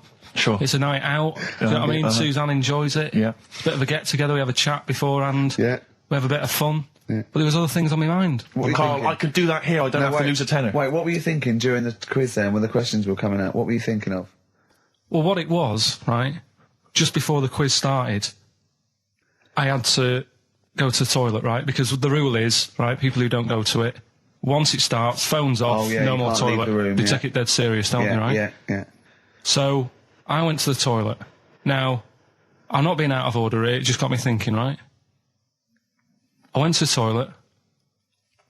The gay fella in there, right? There was a gay fella in there. Gay fella in the toilet. Now, How could you tell? How did you know? Just typical, you know, everything about it, right? Everything about it, right, yeah. Oh. What, large handlebar moustache, leather cap. Butt plugs, amyl nitrate. Could I just say that these views do not reflect the views of the management of XFM or me and Steve. Or most of the people in this country. Go on, Karl. What's your problem? Yeah, but this is what I'm worried about, really. But this is why I only got Danny Minogue right. Right? Because this was floating around my mind. Went to the toilet. Now, go into the toilet. They have like men's cubicle and they have women's cubicle. Yeah. Now, without sounding out of order, is it wrong for me to think gay men should have their own little cubicle? Go in. They should have their own. Well, not cubicle. You mean an actual toilet, I suppose. When I was at the urinal, normally, you know, there's a fella there, and then you go, all right, and there's no pressure. But I couldn't go. I was thinking, should I wait? If I go into the toilet, it'll look obvious. Yeah. I had loads of pressure, and this was going on. What were you worried about? I'm so sorry. What were you concerned about? Viewers? I'm so sorry. Well, it's like, right, listen, when I was a kid, right, and it's all right for you to go into women's toilets when you're a kid, it's like, oh, it's a bit cute, right, as long as you're not, like, over 15 or something, right? Right. But when I was a kid, I went into a toilet, and women, when they use their little cubicles, they don't shut the door. Some of them just sit down on the toilet, right, and you see everything. And, no, seriously, that's probably one of the first times I saw, like, a woman. Yeah. That, right, and my Auntie Nora when she was staying over. What happened with your Auntie Nora? She was, she's into wearing caftans. Into wearing what? You know, caftans. Oh, yeah. What are caftans? Big, bellowy sort of dresses. Right. And, I used to sit on the floor at home in front of the telly. Sure. She was on the chair behind. Yeah. She did a bit of a sort of a Sharon Stone scene. Oh, God. Yeah. Did you see it? There was no underwear. No.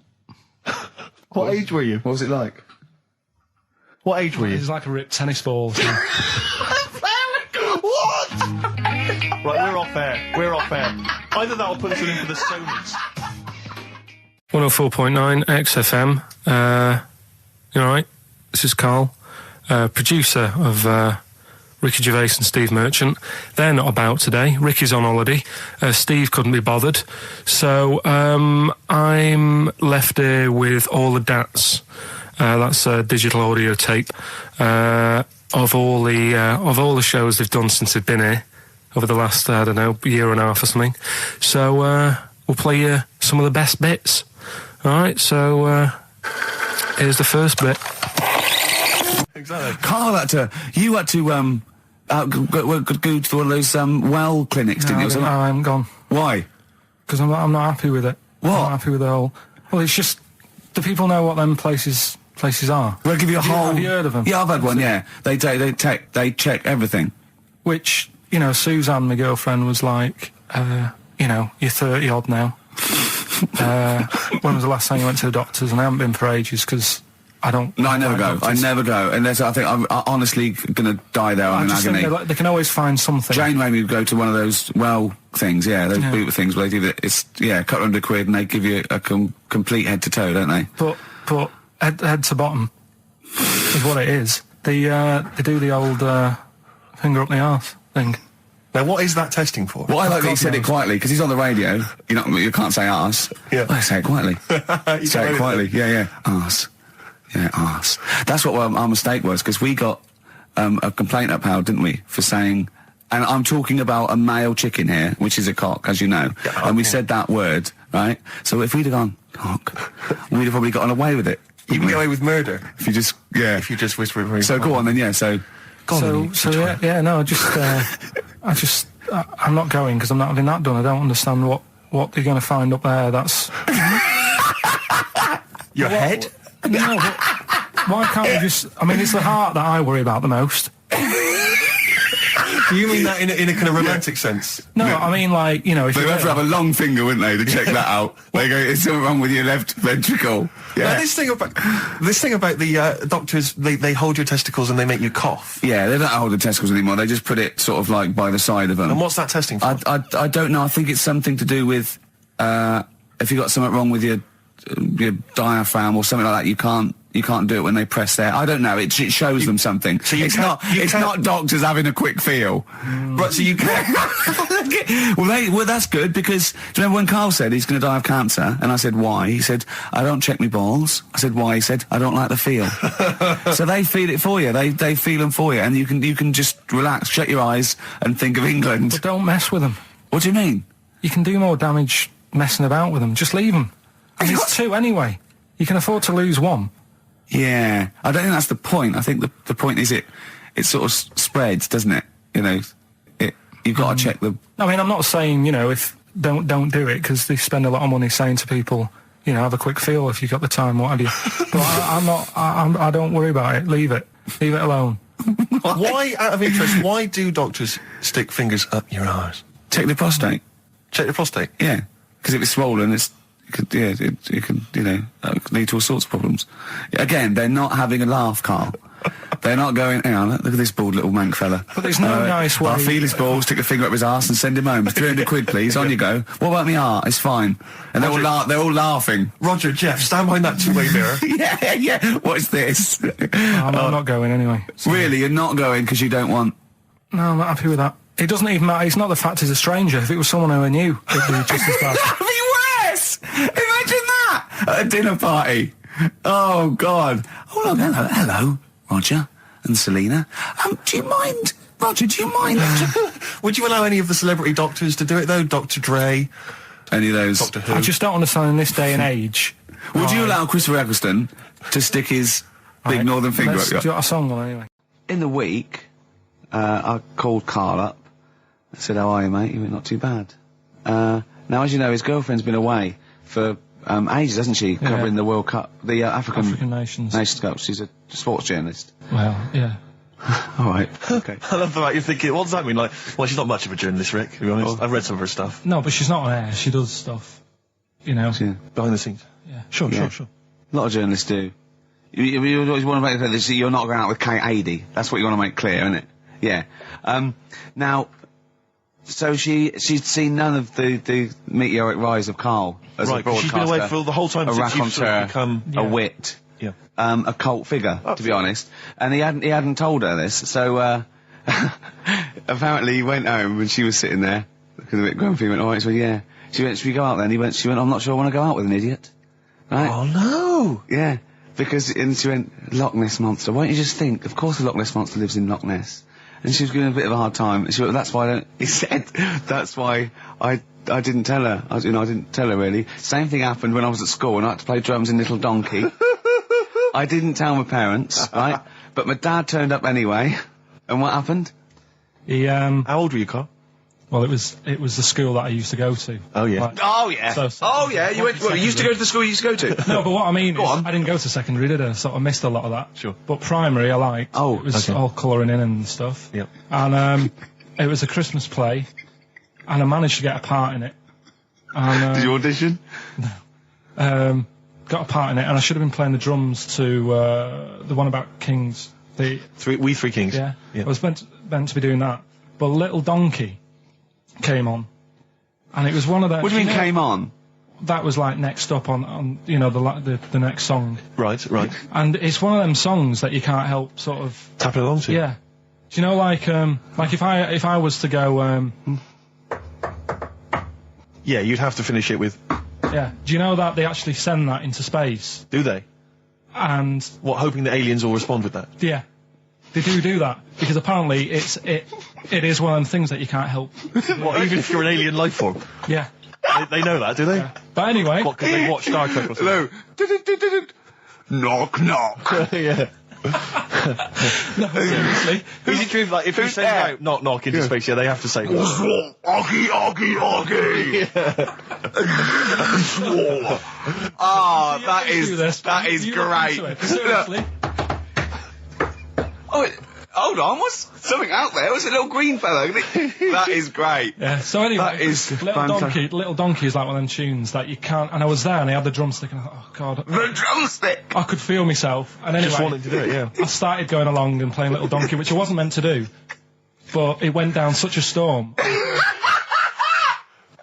What, were there people like parents and that dozing off, and then suddenly they heard your version of Little Donkey, they thought, wait a minute, now it's really picking up. What do you mean? I'm glad we paid £1.50 for this. What do you mean it went down such a storm? They're going, hold on, was it like when People have Ringo... lighters in the air. You know, like when Ringo joined the Beatles, now going, boo, Pete Best, but he went... Yeah, and they went, whoa! Oh, God. No, but the teacher just said, it went down really well, you can do that again tonight. Right. When you're in it again. But anyway, so my dad was there, and you hadn't told him about this performance, so he just turned up off his own back? I never took the letters home and stuff to show my mum and dad, because it just put me off. So, anyway, he turned up, don't know why, he must have heard from someone else's dad. Yeah. He turned up, and he swore about me, which... Did he? I don't... Could you use a word that's allowed to be said? The word? Of course it is. Right. If you got a kid in the car or anything, you can turn it down now. Yeah. Right? But he said... there was a guy stood next to him with a camera, big video camera, filming it. And he said, yeah, film it, but try and avoid getting the twat in the hat in the shot. Because I had one of those porters, you know, the little round pork pie hats on. Right. This is so sad. What, was this a nativity play? It was about Jesus and stuff. Yeah, well, there was a porter there helping him with his bags. Of course there was, I forgot. I mean, Mary and Joseph, they got there. Yeah, because it was the hope, because the inn was full. Yeah. But I think the porter doubled up with the inn and the stable. Right, that was nice. So he carry bags over, Yeah, no, so yeah. You're right, though. I don't know why I was wearing one of them, but I was.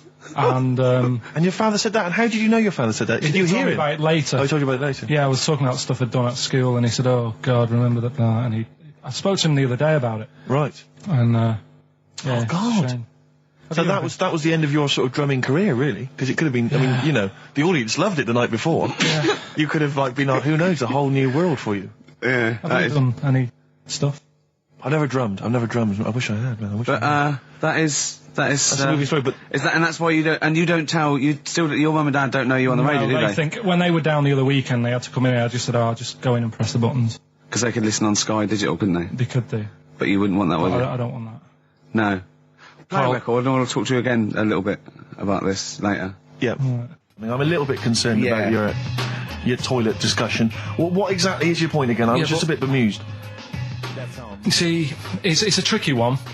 All I'm saying is, right, there was, at the pub quiz, I go to the toilet, not thinking about anything, I try to go, right, there's a little gay fella next to me. I love this little gay fella.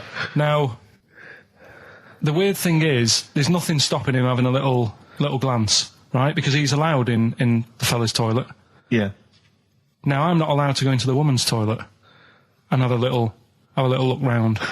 Right. So all I'm saying is, should they have another toilet area? What, for gay people? Yeah. And so this would be gay men and lesbians? Is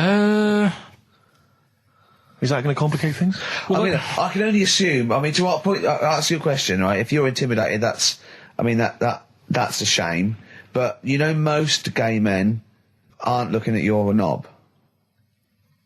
You know that. What do you mean?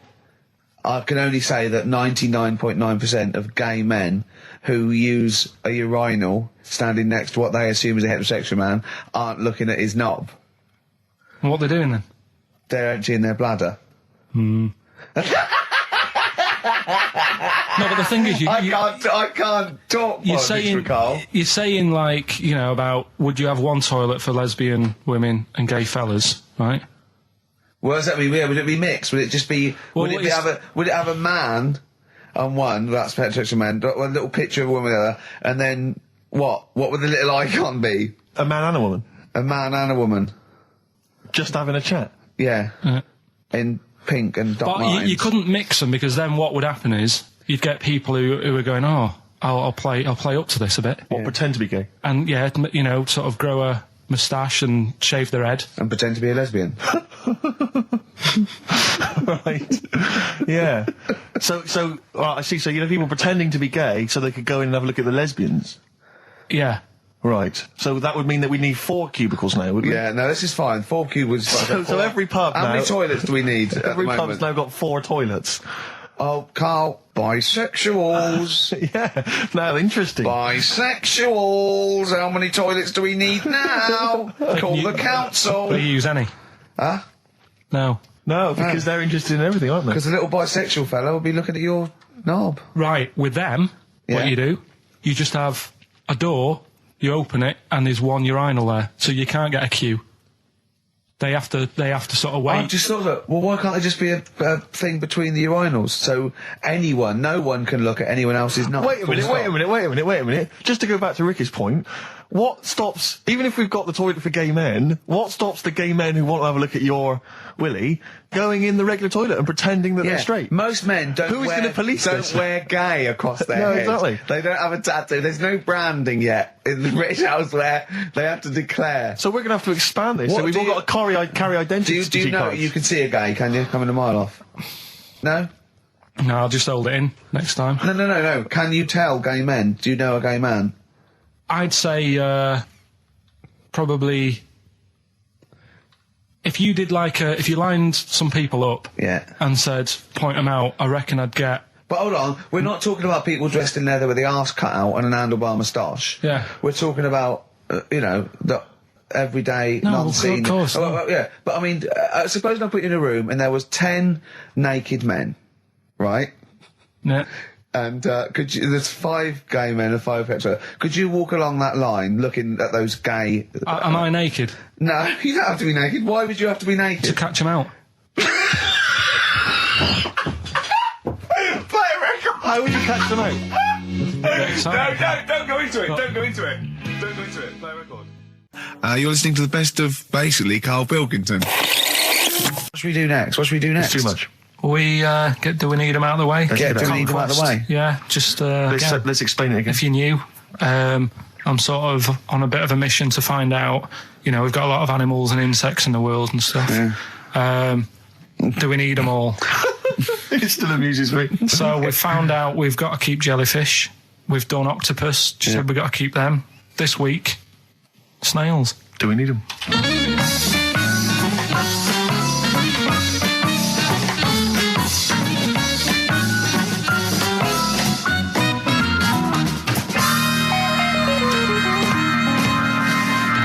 Just doing some research, right?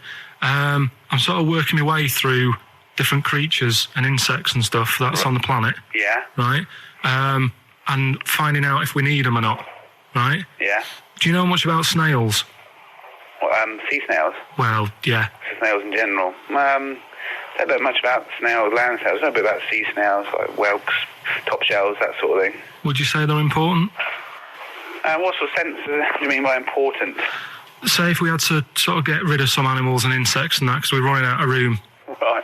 Do you know what I mean? Because I'll tell you what I know about some snails. I don't know if this applies to sea snails as well. I mean, I called you today because a lot of other places are shut. Yeah. Right? So I know they like to eat stamps, apparently. The glue on stamps.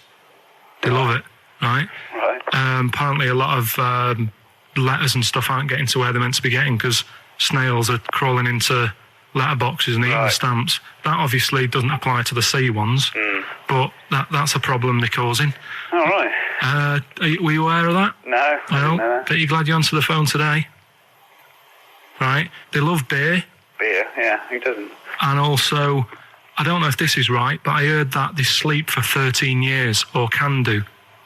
Right, I wouldn't know if they can sleep for 13 years or not, but... I mean, sea snails are pretty important. Yeah, they do quite a good job in the sea. They graze on algae, and they provide food for other animals. I mean, you can say that about any fish, or any animal. Why do they exist?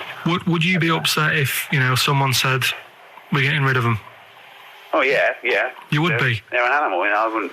Forget being like favouritism and all that I get for them, right? There'll be other things knocking around you can sort of spend your time looking after. You'll still have a job. Don't be worrying about that. Because I'm not going to get rid of all the fish. Jellyfish need looking after, so you're safe. Yeah. But do we need them? Come on, there's loads of people saying, come on, we've got to move on through the animals, and you're holding them up saying, well, I want to keep them. Well, who's saying we need to... That just sounds a bit crazy to me. Just imagine. Do you know what I mean? And they would come to you because you work in an aquarium, so they'd be asking for your advice. Right. And you're slowing it down. Well, they asked for my advice and I'm giving it to them, so, that's what I think anyway. Yeah, but snails, like I say, they drink beer and that, What do they do apart from some food for a whelk? They were around, their descendants around a lot longer than we have been. Yeah, they've been around a long time, but what have they done? Well, they've survived that long, so they must be doing something pretty good. Well, apparently they sleep for 13 years, so really, even though they've been around for ages... I think that sounds a bit... I don't think they sleep for 13 years. Not all of them, just the tired ones. So, snails, do we need them? Well, yeah, I just think they've got to... Just as, it's not for us to say, do we need them or not, we can't just... So you think we should keep them? Yeah, definitely.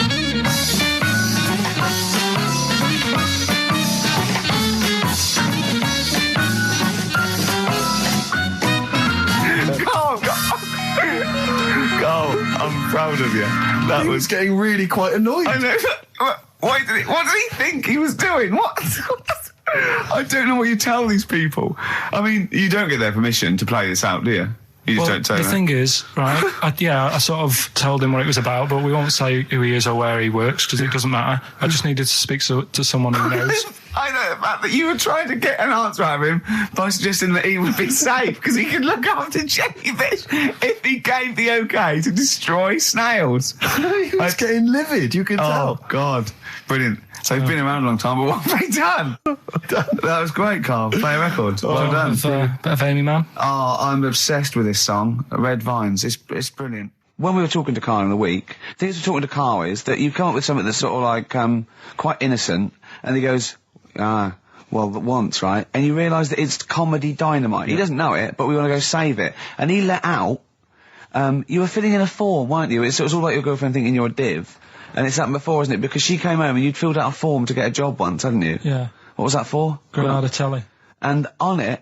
Well, let Carl explain. Yeah. You see, this is what annoys me with job applications, because rather than just saying, do you want the job and what can you bring to this business? Yeah. Do you want the job is a good one. Because the thing is... That's sort of the one for the boys. No, listen, right? Because if they say no, I don't think they want the job. Yeah, but listen. Go on. I mean, I presume with what you do, you have to take people on and stuff. Well, in a fight, you mean? You know what I mean? Yeah. And I think it's more important that you're willing to graft and put the hours in. Sure. Than say that, you did well at school. Yes. Sure. Because if I wanted to, I could have done well at school. Of course. I just didn't want to. Yeah. So where's this going? So you had the application form. So when it came to the qualifications bit and that, I couldn't fill them in because I didn't have any qualifications. And it was also asking about your languages.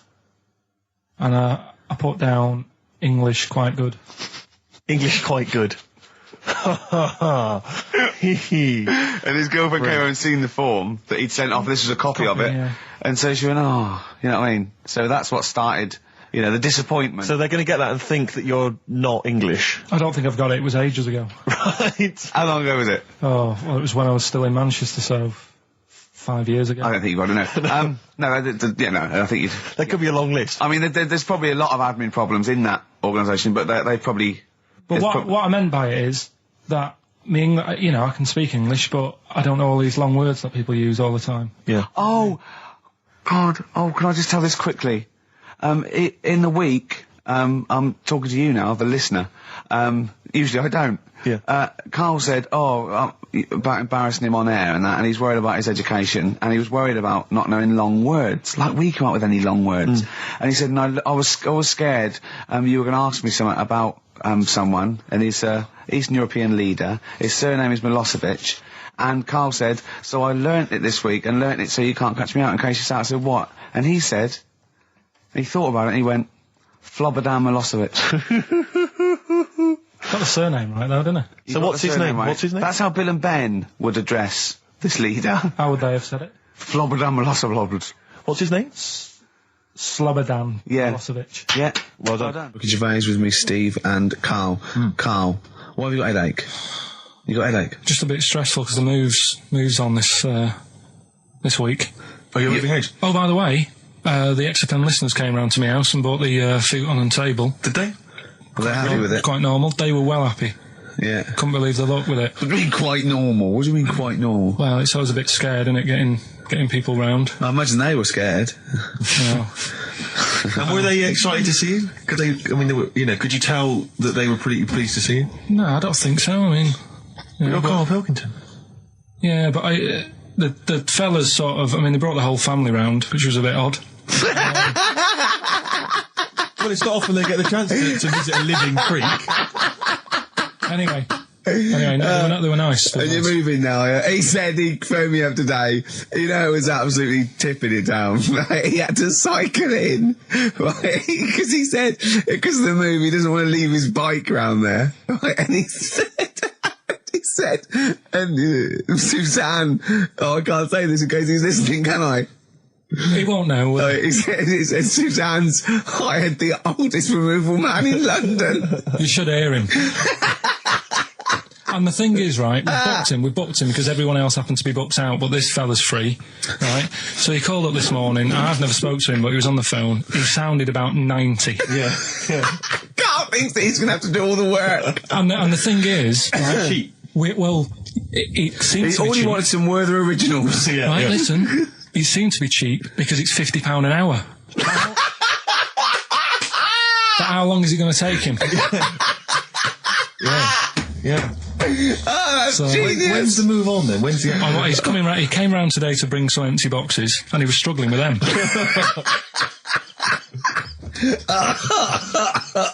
So it actually happens on Wednesday. Oh, God. Anyway, so Rick, I noticed that you were laughing and almost had a heart attack. Doesn't bode well for the boxing match, does it? Cough at the moment, and I've had my lemsip. Oh, that was great. That was very, very funny indeed. What a wonderful clip that was. I enjoyed Do you it. remember that? Yeah. Wow.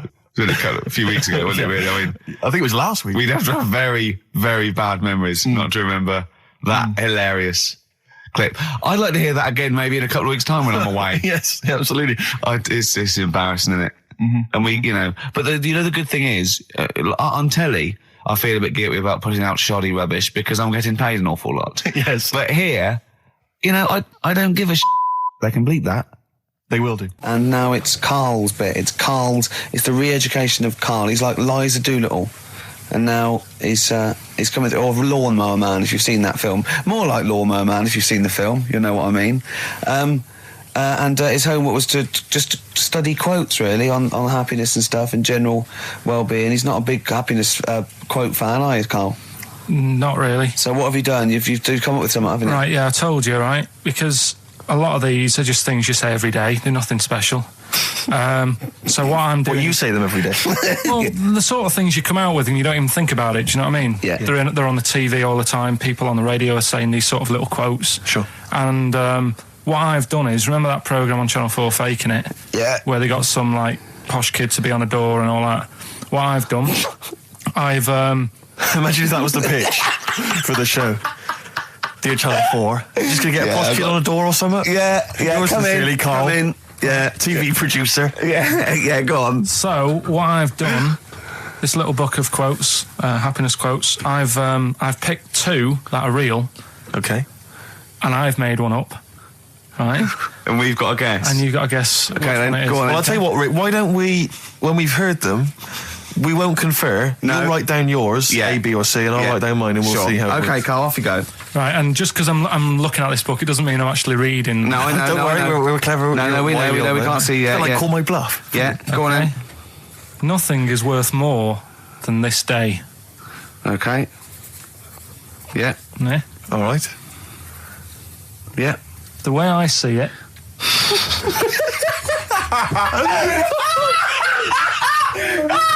Oh God, my head's gonna burst. No, hang on. My head's gonna burst. No, Hang on. this might not be Carl's. It might not be. How do you know I haven't tweaked them a little bit? Yeah, good Okay, point. fair Good enough. point. No, good point. The way I see it, if you want the rainbow, you got to put up with the rain. Yeah. Okay. All right. All right, yeah. Okay. Hang on. It's not, yeah. Come on. Cat food. Cat food, come on. It stinks a bit, but if you don't put up with the smell, the little kitten will die. Steve, I don't know what to say. I don't know what to say. Imagine this in faking it. Imagine their faces when he says that, and they're going, "Oh my God." Oh. Carl, play a song, mate. We'll have to confer on this one. Right, Blair. Well, that's just amazing, Carl. Just read them again. Two were real, one was fake. Go on then. Right. First one. Nothing is worth more than this day. Excellent. Next one. What does that mean? Well, cherish now, cherish your time. Okay. Because you can't get it back, and Yeah. you know That's the way I saw it. Carpe diem, whatever it is, seize the day and all that. Okay. If you want the rainbow, you've got to put up with the rain. Yeah, of course. Yeah, rough with the smooth. You know, it's not all plain sailing, but you know, rainbow's beautiful, but it comes because of the rain, which you might not like. So Yeah. make the most of everything, and Yeah. good. Cat food doesn't smell good, but if you don't put up with it, then the little kitten will die. Right, now, Carl, that is a good effort. Now, that one's yours.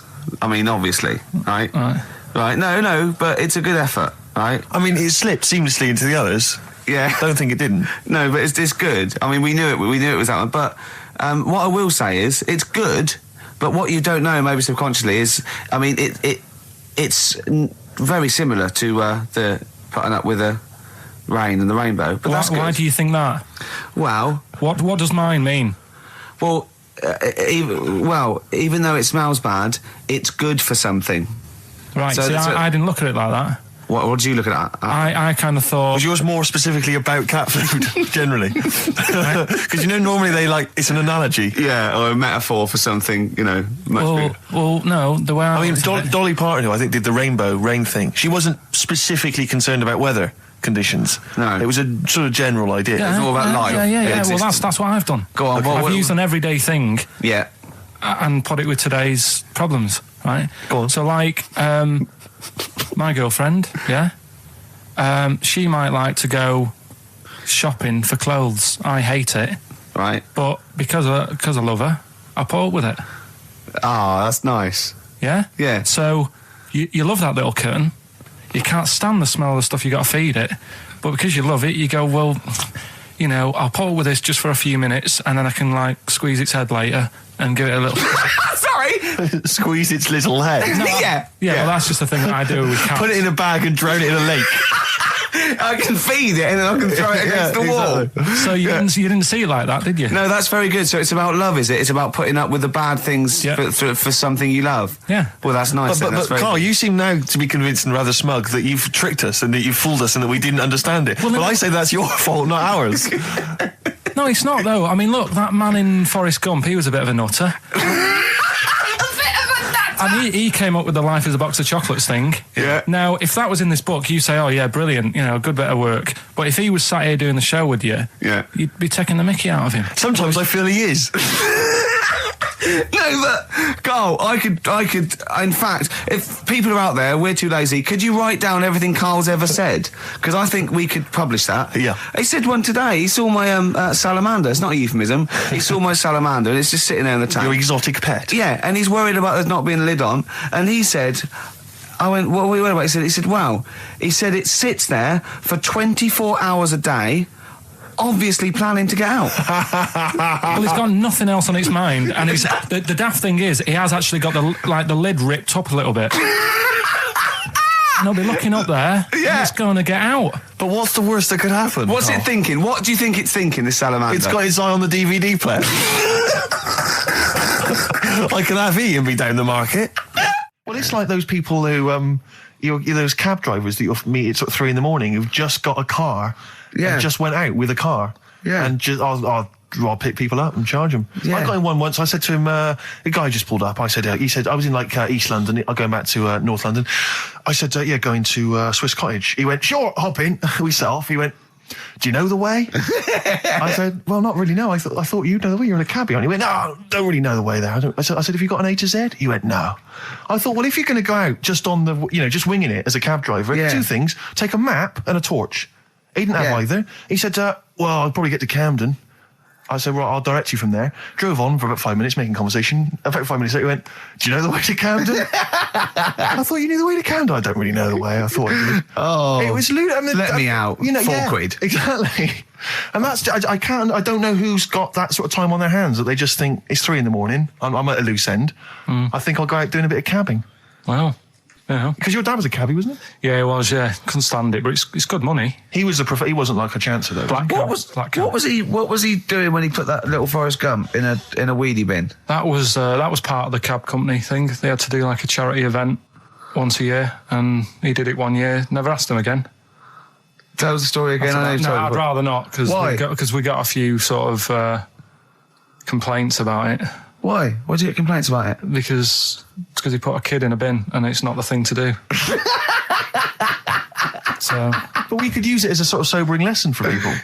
Tell it like a you shouldn't do it. Nah, but that's how I did it last time. But people still didn't like it. All the stuff I tell you, we don't take the mickey out of people on purpose. No. It's real life, isn't it? And that goes on in life. Yeah. My dad was saying that in hospital, though. Do you know I was in hospital? Yeah. He did some jokes about old people and that. And he said, at the end of the day, if something makes you laugh, it's funny. And if it makes you laugh, you can't help laughing, can you? Do you know what I mean? So, what are you meant to do? And laughing's good for you. Yeah. So, but being laughed at isn't as good for you, is it? No, but there's probably more people laughing at one person. So if you balance it out, there's only one person who's upset and there's a bunch of people laughing. So it's genius. Give me an example of that. Give me an example. Well, for instance, Karl Pilkington as he talks and the people listening. Yeah. No, give me a little example of like, so, I can't because, again, that's what I'm saying. I can't tell you the story because there might be someone out there who, this person might even be listening and think, I forgot about that and you brought it all back to me. So I prefer to leave it, but I think people know. Why did he put him in the bin in the first place? Because he was getting out of hand. What was he doing though? You see, I can't explain. You can. Don't be silly. I prefer to leave it, honestly. What was he doing? Was he annoying him? He was annoying my dad and the other people in the cab. Right. And he thought, how can I deal with this before it gets too out of hand? Yeah. He pulled over and put the lad in a wheelie bin. I'm going to best. So we'll leave that. I remember I was on I don't know if this is all right to talk about. I mean, it happened, so, not worried about it. All right to talk about. Everything's all right to talk about. But I was on the train, right, coming from Manchester back to London, right? Yeah. And got on it. It was like a Friday night. And it was heaving, like the last train is and all that. And absolutely chocker, right? Yeah. So I'm walking through the carriages, thinking, is he in his seats anyway? Anyway, everyone's like, it's heaving, right? It's people stood up in the doorways, you can't get in the toilet and all that. There's not going to be any chair knocking about. So walking through, and anyway, I see this one empty chair sort of in front of me, right? I think, why ain't anyone sat there, right? I'll just rush to that, get to that, I'll get myself a seat, plonk myself down, right? And sort of turn round, see who I'm facing, see who you're sort of having a chat with. Little fella there, right? Little, Down syndrome kid. Right. Sat there. And he goes, all right. And I thought, right? Not bad, but do you know what I mean? They're always talking, aren't they? They ask a lot of questions, right? So I was like, oh, here we go, 2.5 hours, and I couldn't get up because the thing is, that's obvious. Sure. Right? So that's like mean. I'd never want to be mean, do you know what I mean? No. At the end of the day. So anyway, so I think I know, I'll go to sleep. Clever. Right, so I shut my eyes, and he leaves me alone and that. So then my phone goes, and I think, right, what do I do? Do I ignore it, or do I open my eyes and see what it is? Anyway, I open my eyes. It's Ricky calling about something, about nothing probably. Actually thinking about it, wasn't even worth answering. Right. So anyway, but I'm awake now, aren't I? So he's like, "Hello," and I'm like, "All right, mate." And he says, "You're muscly." You're right. Oh, God! And I said, yeah. And he goes, why? So I said, no, just am. It's, again, stressing me out, because I was thinking, why am I muscly? I don't go to the gym. And, I'm not muscly, I'm in good shape and that. Well. So then he wants an arm wrestle. On a crammed train from Manchester, so I've got another hour and a half of this. When you talk back, he'd soon have got up and left. If you'd have started asking him questions, he'd have got up and left with the drivel you come out with. So anyway, do you know when you're under pressure, you're thinking, well, he's said that I'm muscly. Right, so do I do it or not? And there's people watching, not joining in, not sort of having a laugh and that with me, just like watching but pretending they're not. Oh, and I'm God. at one of those table seats, and he kept saying, come on, I want to arm wrestle. So, and he was getting loud, and I thought, I best just have an arm wrestle. What do you mean? I best just have an arm wrestle? What do you mean? Get it over and done with. I had to... if he's going to keep asking, I had another hour and a half on the train. Oh, God. So anyway... Oh, my God. I'm thinking who won. Well, I'm thinking, were people putting bets on? How was it working? It was stopped, and just as well, really. What do you mean it was stopped? Was it game? No. He was winning. I was struggling a bit, right? Yeah. And he was really like, taking my arm down, and then he sort of let go and started laughing. And I thought, thank God he let go, because I would have made, you know what I mean? If I lost that, everyone's in the train looking, and all the rest of it. It's suddenly serious to him. He's got to win this. Anyway, Pilkington. But then he just, then we were chatting about favourite food and that. He likes sausages. And I said, he said, do you like sausages? I said, yeah, they're all right. I like a bit of Chinese and that as well. And he was saying, I can't have Chinese. Not allowed Chinese. Why? Don't know. He just said, it's not allowed to have it. But yeah, I had a good long chat about stuff and that. But so you enjoyed it in the end? In the end, it was all right. Yeah, it's just. What do you expect? Okay. No, but it's that thing, isn't it? It's always whenever you're faced with something different, it's always awkward, isn't it? And that's the thing. You're talking about him now, are you? And I think I did all right, because everyone else was ignoring him, but I probably made his day pretty good. Yeah. We were a nice bloke. I like the idea that newlywed couple are probably thinking that's going to be a similar journey down to Cornwall. This is the Best Of Show on XFM 104.9. I'm Ricky Gervais, with me, Stephen Merchant. Yes. I hope you're enjoying the Best Of. I'm amazed that these are the highlights and that we've strung it out this long, Rick. But the good thing about this is, we're not here, we recorded this a couple of weeks ago, just the links, right? This has taken us about 10 minutes for the whole show. We get paid the same. Why don't we do this every week? That's a great idea. High five. Listen to this clip, it's brilliant. Okay, what's the next one? What's the educating Ricky? I don't know, see, like I say, I was looking around, and there's stuff that is interesting, right? I was looking on the web. But there's no point. Well, it's just that I found one about... what's the point? About a lad who, 8 years old, but he's still breastfed. Now, I don't know if you can get anything out of that. Is that what his mum said? What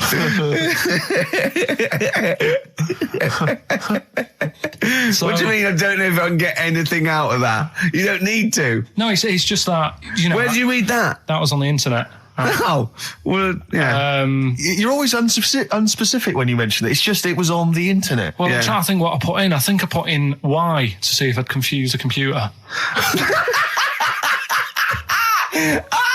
And then, Carl, you are... No, honestly. I did a search, put in why, and it came up with funny things that, like, why is this person doing that? Why is that?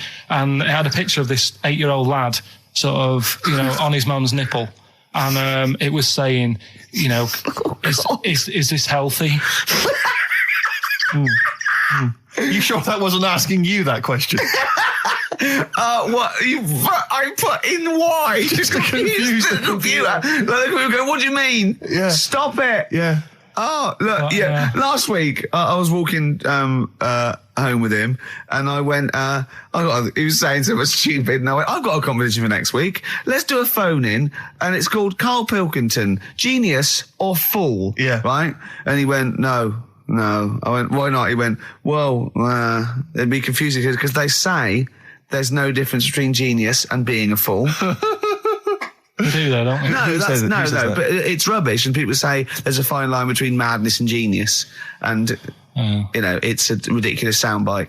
They don't say there's a fine line between a genius and an idiot. Well, the people who do are idiots. Yeah. So what would you do there, though, just to sort of wrap that little thing up? What would you do? That lad loves his mum's milk. What are you asking me to come up with? No, I'm just... A title for the story? No. It's just what would you do? Right? What do you mean, what would I do? Well, it's causing a bit of a problem in the area, right? What area? In America, I think it was. Oh, America are a problem, are they? George Bush is worried about this kid who's breastfeeding at 8. Imagine it like this, right? Right. No, so, Carl, what are you asking me? About this spurious story you saw on the internet? I saw on the internet, there's an 8-year-old lad, he likes his mum's milk, and he's saying, is this right? Should it No, it's not. On? But what do you want Ricky to do about it? It's not his responsibility. Yeah. No, but the little town that he lives in, they're all causing an uproar, right? Going, this isn't right. I can't let my kid play out in case he's in the garden with his mum getting a bit hungry, right? So, what should they do? Because his mum's saying, well, he likes it. Yeah. And he, what do you do? I don't know the laws. No, but I'm not asking you to sort out the laws. I'm just saying, if you lived in that neighbourhood, what would you say? If you went up to him and said, look, everyone's getting a bit fed up with this, look. I'd say, what would I do? What do you mean, what would I do? What are you asking me? Right, it doesn't matter. No. What are you asking me? What are you asking me and Steve and the public? I'm just saying, say if you live next door to this woman. Yeah. Right? The kid's hungry, 8 years old. He's out playing on his bike and he goes, Mum, I'm getting a bit peckish. And he goes, all right, son. She whops one out. And he starts having his milk, right? You live next door, you're putting your washing out and you see this going on. You're getting a bit sick of it because it's gone on for months. 8 years, I assume. Why is it your business? Why are you such a nosy neighbour that you're concerned? What would you do, Carl? Let's turn it back on him. Yeah. What would you do? What's your solution? What would you do? Well, I thought I'd say, right, why are you doing this? And she'd say, because he likes it. And I go, all right then, put it in a bowl first. And you think that would sort that out? No, because I was thinking about the whole thing, right? And you do that when you're a baby and everything's all right, innit? Yeah. No one bats an eyelid at a little baby having a bit of milk from its mum's breast, right? Yeah. You'd almost say it was natural. But you grow out of it. It's like you don't see. It got me thinking about things you don't see. And you don't see. Did you put this into a computer? Show me things you don't see. What else don't you see? Well, you don't see like an old man having a Twix. You never... So what? You know the terrible thing about all this, Steve, is he's right. You don't see an old man. I know, that's a terrible thing. So what they have got, right, they've made old man toffees, haven't they? They've come up with Gervais. Is that a song? Oh, God. You don't see an old man. So they've got their Werthers, right? Yeah. So, look at him. You think he's giving a lecture at Oxford? It's not going anywhere. No, go on, sorry. Go on. I'm just saying... Right. You grow out of things. Yeah. And the old man, I'm sure when he was a kid, he'd have a Twix. Yeah. Now it doesn't look right, so he's having... It doesn't look right! So... Right. I don't think Werther's originals were specially designed for old people. I think they were sweets that just happened to have been made for years. That's why old people eat them. Yeah. They didn't go, hang on, there's a market here. I've noticed old people aren't eating Twixes. Quick, let's make some old man sweets. But the little advert, he gives it to his grandson as well, doesn't he? He goes, have a Worth's original. I think it cuts, though, before he throws it back in his face and goes, get me a Twix. Into films and that, it's just that I only, I've just got the 5 channels and flicking about. And I'm not impressed. I mean, I can understand why more people listen to radio and stuff. Yeah. Well, not this one, but go on. Well, when was it? When was the last time I sort of sat down and had time? Because I'm always busy doing stuff and that. Sure. Moaning takes up about 3 hours a day. When did Wimbledon finish? A couple of weeks ago. Right. Found myself sat there, right? I'm not having a go. I know we stopped Cheeky Freak of the Week and all that, right? So I'm not going to be having a go. Christ, I sat there. I'm scared. No, I'm not having a go. You've always got to remember that. Go on, just get on with it. Get on with it. I'll apologise after. I'm just saying, watching Wimbledon, it wasn't, one of the major games. It was little fellas in a wheelchair having a game. Little fellas in a wheelchair. Right. But for me, I mean, great. They're doing a sport and everything. Don't put it on the telly. What was up with it? There wasn't like a rally going on. No, do you know what I mean? Do you know normally, Christ. Like with the well, not to Endman, but with some of the other with some of the other players and that, they're playing for ages, aren't they? It's like, who's going to win this and that? Yeah. None of that. It was just like, hit it, net. Oh, Christ! Oh, God! I don't know what to do! And people would like sat there watching it as well when they've got other games going on in there. That's what I couldn't understand. If you've paid your money to get in, I mean, like I say, good on them if they. Do you know what I mean? But it would have been. And they all start first in the marathon. I just thought it would have, give them a game of swing ball or something. Yeah. You know what I mean? No, yeah, I understand. Oh, God. There's never anything XFM in the community. Let's play a tune. Ricky Gervais. Don't put my name to this last link. Don't put my name to this last link. Ricky.Gervais, xfm.co.uk. Oh. Magic, Virgin, if you're listening, we are available probably sooner than we thought. Just check, because there are rules in place, aren't there? Yeah. There was a big bust up in the week. I'm only allowed to wind him up. I'm not allowed to wind him up socially now. I'm not allowed to. What am I not allowed to do socially? I think squeezing the head socially has been crossed off. Right, okay. And I agreed to that because it got to a head where, Karl was really upset and he was thinking of just giving it all in, weren't you? Yeah. Yeah. Why was that? Because you were just winding me up too much. Yeah. I mean, do you want to bring it all up again? I don't mind. What was I doing? It was just. I should say now that there was a conversation where we were all sort of really walking on eggshells. It was frosty. It was a conference call, and Karl was on one end. And I'll tell you, I was very much a media. I was very much a UN mediator. What is it that? It was difficult to sort of keep it serious when I'm saying stuff like, "I'm sick of you putting a Burger King bag on my head." Do you know what I mean? Yeah. There's a part of me that's like, I can't believe we're doing this. What I like about it is that I'm laughing and going, well, I won't do that anymore. And he's going, you can still do it on air. And like today, I came in, I went to squeeze Eddie, went at 1 o'clock. I love those rules. Yeah. I love those rules. Well, between the hours of 1 and 3 on a Saturday, you can squeeze his head, you can put a Burger King back on his... I can't wait. It's terrible. Oh, dear. That all started last week as well, really, because I got in a bit earlier to do an edit for you on some track that had swearing in it, right? Yeah. So I get in early, he comes in, first thing he does is go to sort of squeeze me head. And my reaction was, not now, do it later.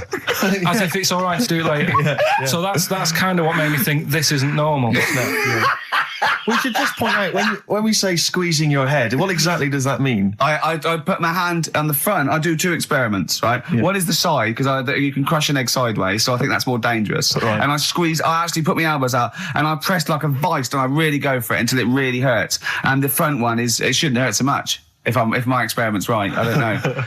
Well, it was all this that sort of, built up. Sure. And the research that you're doing there, Rick, is that going to be available online at some point? Well, that was the problem. That's what I was saying to him, because it kind of started last week. Well, it's been going on since we've known you. Yeah, really? Yeah, but I just upped it last week. It got out of hand a bit. I upped it to when I think it got to ahead on Thursday when I filmed it. That was it, yeah. That's right, I yeah. brought in a cameraman to film me torturing him, and there was some people from the 6th floor being shown round. Yeah, some management and that, showing probably clients round, you know, sort of, they've probably been on all the different floors, same what all the different radio stations do. Fox. This is XFM, the sort of this sort of noise going on. Yeah. You see them all look down and saying, don't do that, right? Sure. They might want to spend a load of money. Yeah. And he's doing that, he's wrestling with me, he's filming it. So that's when I just thought, you know. Mad, isn't it? And then when we were having the argument on the phone, I was saying, you know, has this been some sort of experiment? Yeah. He did. He said that, and of course I lost it. Yeah. But it's all good now. Do you want to squeeze his head before we play the next I record? won't at the moment because we've got to get on. It's not right, and that annoyed me as well because I was trying to find out where he was going. I was filming him. I was going on waiting for Karl. Told Johnny he's meeting a mate at 6, which annoys me on 2 counts. And I'm just doing it to the camera, you know. So I'm gonna follow him and just turn up and go, all right, where you been? But then when I came and he went, I'm meeting a mate, and he told me where it was. So I told him that spoils my fun. Of course. Because you'd want to just track him down. I don't want him to like it. Yeah. Which is pulled the rug under my carpet now that he's going to let me do you know what I mean? It's just, it's a little bit annoying. This is the Best Of Show on XFM 104.9. I'm Ricky Gervais, with me Stephen Merchant. Yes. I hope you're enjoying the Best Of. Have you got some educating, Ricky, for me? Got some education. I need some education, Carl. That's I kind of desperately need some education. I want to learn about Chinese kids that are born hairier than average. I want to hear about deaf girls that can hear after their mum hits their head against a wall. These are the things I need to know. I mean, I don't wish to be disrespectful. He doesn't look like a genius. He doesn't look like But then I genius. don't know what a genius looks like. Exactly. So, Steve. you know, I don't want to be an look at Einstein. Yeah. Yeah. His mum thought he was mental as a child. Where'd you get that information from? That was in the Einstein book. Well, it was in the Einstein book, then it's presumably true. Which Einstein book is that? His Theory of Relativity? The big book of Einstein stuff. Oh, yeah. Yeah, the big bumper book of Einstein stuff. It's for a coach trip, and you have to fill in E equals MC1 squared, 2 fish, or 3 hello, and then it's multiple choice, and you fill it. It's great. It's Did his mum think, A, he was a genius, B, mental? Most people go for A, but it is in fact B. She thought he was mental at the age of 28. Oh, Carl, you never let me down. You never let me down.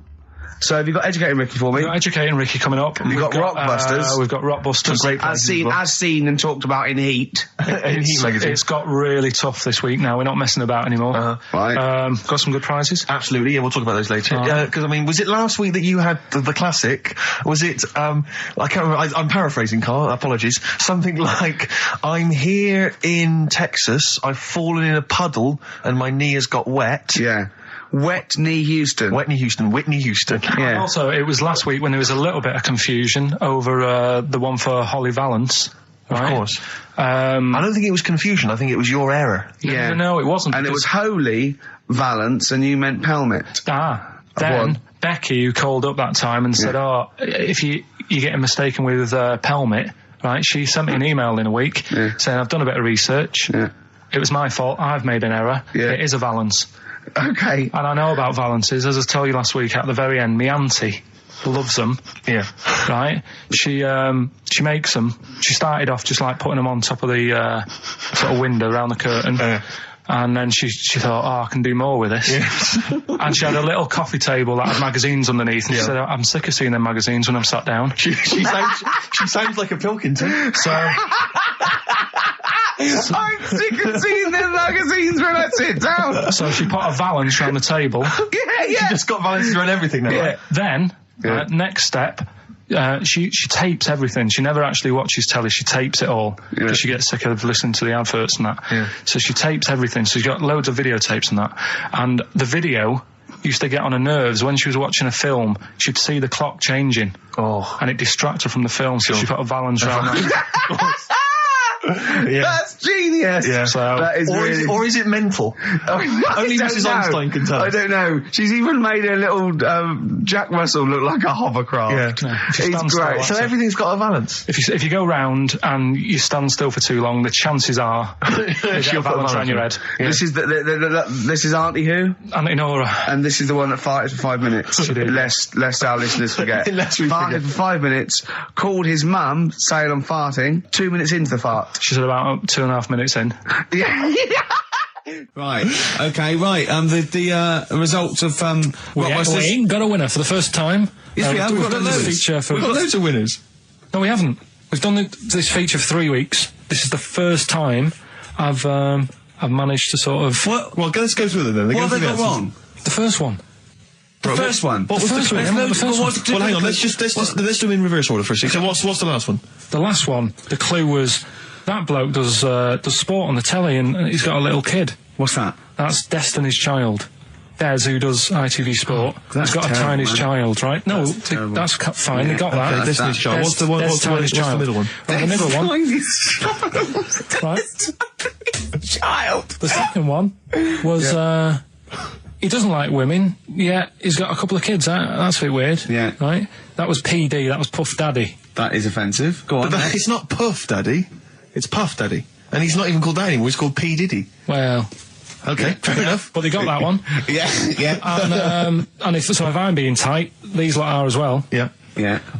Tight means something in Manchester. Go on. Right. And the first one that they're having problems with, I don't think them birds should be allowed in this area. They've got it. Boyzone. It's not Boyzone.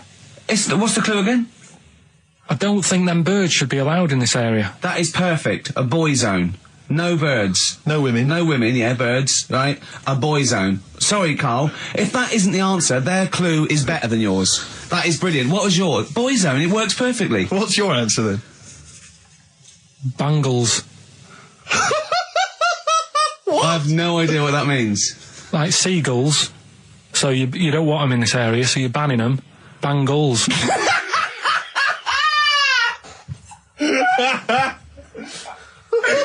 Oh! Well, give it to Boyzone, because Boyzone's better. Don't use birds being allowed in this area, it's a Boyzone. I think we should have a rollover. Carl beat them. Carl beat them. You have to use his logic, surely. But theirs works. You can't do what am I thinking. No, that's not what I'm thinking. It perfectly. It works perfectly. I think you've got to give it to the ones that got the Boyzone. Well, how about, right, because they didn't actually get into my head. And my way of thinking, heaven right? forbid. How about we just keep back the David Attenborough, and they can have, I'll chuck in the Hellraiser, right? Okay. And Blondie album and the Madness one. Yeah, okay, pick a winner at random. Pick a winner, Steve. I'm going to give it to Paul Sloman, who got those answers, and he also says, P.S. Carl, you're a moron. So I'm giving that to Paul, and good luck to him. Right, well, he's got a crazy night tonight. If we can rush these over to him, he's got a cracking Saturday night. Well, if I'm a moron, I might get your address wrong when I send them to you. Ooh. Coming right back at you, Paul. Yes. Right. Bit of David Bowie. When's that ever at anyone, Steve? Never. Lady Stardust off Ziggy Stardust and the Spiders from Mars on XFM 104.9. I'm Ricky Gervais, Steve Merchant. Karl Pilkington is in the middle of educating me. Then, educate me. Did I tell you the time when the doctor said I was going to die? All right, keep talking. Right, ages ago, must have been about 15, right? And at lunchtime there was this. We used to have a choice of stuff to do at lunchtime, right? We used to have like a burger place that had an arcade machine in it, right? So we used to go there and play on that and have a burger. Or there was this baker's, right, that my mum worked at, and did great cakes and stuff, right? So she used to like bring some home and that, but she couldn't always bring them home every night because, you know, they'd cost money, and she used to get them for free. And they used to say they'd rather chuck them away than give them to the staff because there's a chance that the cream might be off. Right. Right, so they used to chuck them round the back. So I used to go round the back with my mate and eat a load. Brilliant. Eating out of bins. No, it wasn't out of bins. They were still in trays, but they just stacked them up near the bins, right? So this got out. I mean, it used to be chocker. Once the school found out, everybody used to go there, and it'd be like, well, have a cake. The headmaster crawling through, fighting the kids off. Right, so I'd have, you just eat, I don't know, 6 jam donuts or something, and then you'd spend your dinner money on the arcade machine. Brilliant. Right? So it was a good afternoon, really, right? So you'd do that, and this one day I must have had 6 or 7 jam donuts, a few Congress tarts. What's the Congress tart? I love them. I can't get them in London, right? So I'd have some of them. And if anyone can get a Congress tart for Carl in London, please let him know. So anyway, this day, that was just a normal day. Do you know what I mean? You'd twice a week, you'd have a load of cake. In your life, Yeah, So normal anyway- day in your life. Were the frog boys there with the webbed hands and the big heads? So- and the horse in the settee? Yeah. But the day after one of these days, I had really bad cramp in my belly. Right? I was like in agony, could hardly walk. So I said to my mum, You could hardly stagger to the free cakes. So I was in absolute agony. I said, I don't like doctors, but you'll have to get a doctor in because I don't know what it is. I can't walk. She gets the doctor round. I won't say his name, but he said, well, doesn't look like he's got long left. Blimey. So I was a bit like, hang on a minute, I've only had a few cream donuts. Yeah. My mum was panicking. Sure. He went. My dad came in from work. She said, something's really bad with Karl. I think it's serious. The doctor said he ain't got long left. So he said, what? He said that and just left? So she said, yeah. He said, I'll have to call him then. So he called him up, said, what's all this about? Karl hasn't got long left. How long's he got? So he goes, I was only messing. It's just had some bad cream. Can you believe that? Well, the thing is, I like the fact your mum didn't ask any questions. I know. She didn't But go she into doesn't. detail. Can you explain more, Doctor? No, I got to show off. But she doesn't. She doesn't like talking. I don't want to diss you or your family, but I imagine if I was there, I'd have known the doctor was joking. Yeah. That's all I'm saying. I mean, I sound very arrogant there, but I imagine he went, what's he been doing? Yeah, I had about 6 cream cones. Oh, right. Oh, wow. He hasn't got long to live then. I'll see you later. That's what I think the doctor did. Yeah. I just like the idea your mum just let him go. Yeah. Terrified, thinking, well, I'm not going to probe him. He's that's it then. Dad comes in. Hi, honey, I'm home. Anything happened? The doctor said Karl's going to die and then left. Did he? I'll call him. But anyway, that's why these sort of things fascinate me.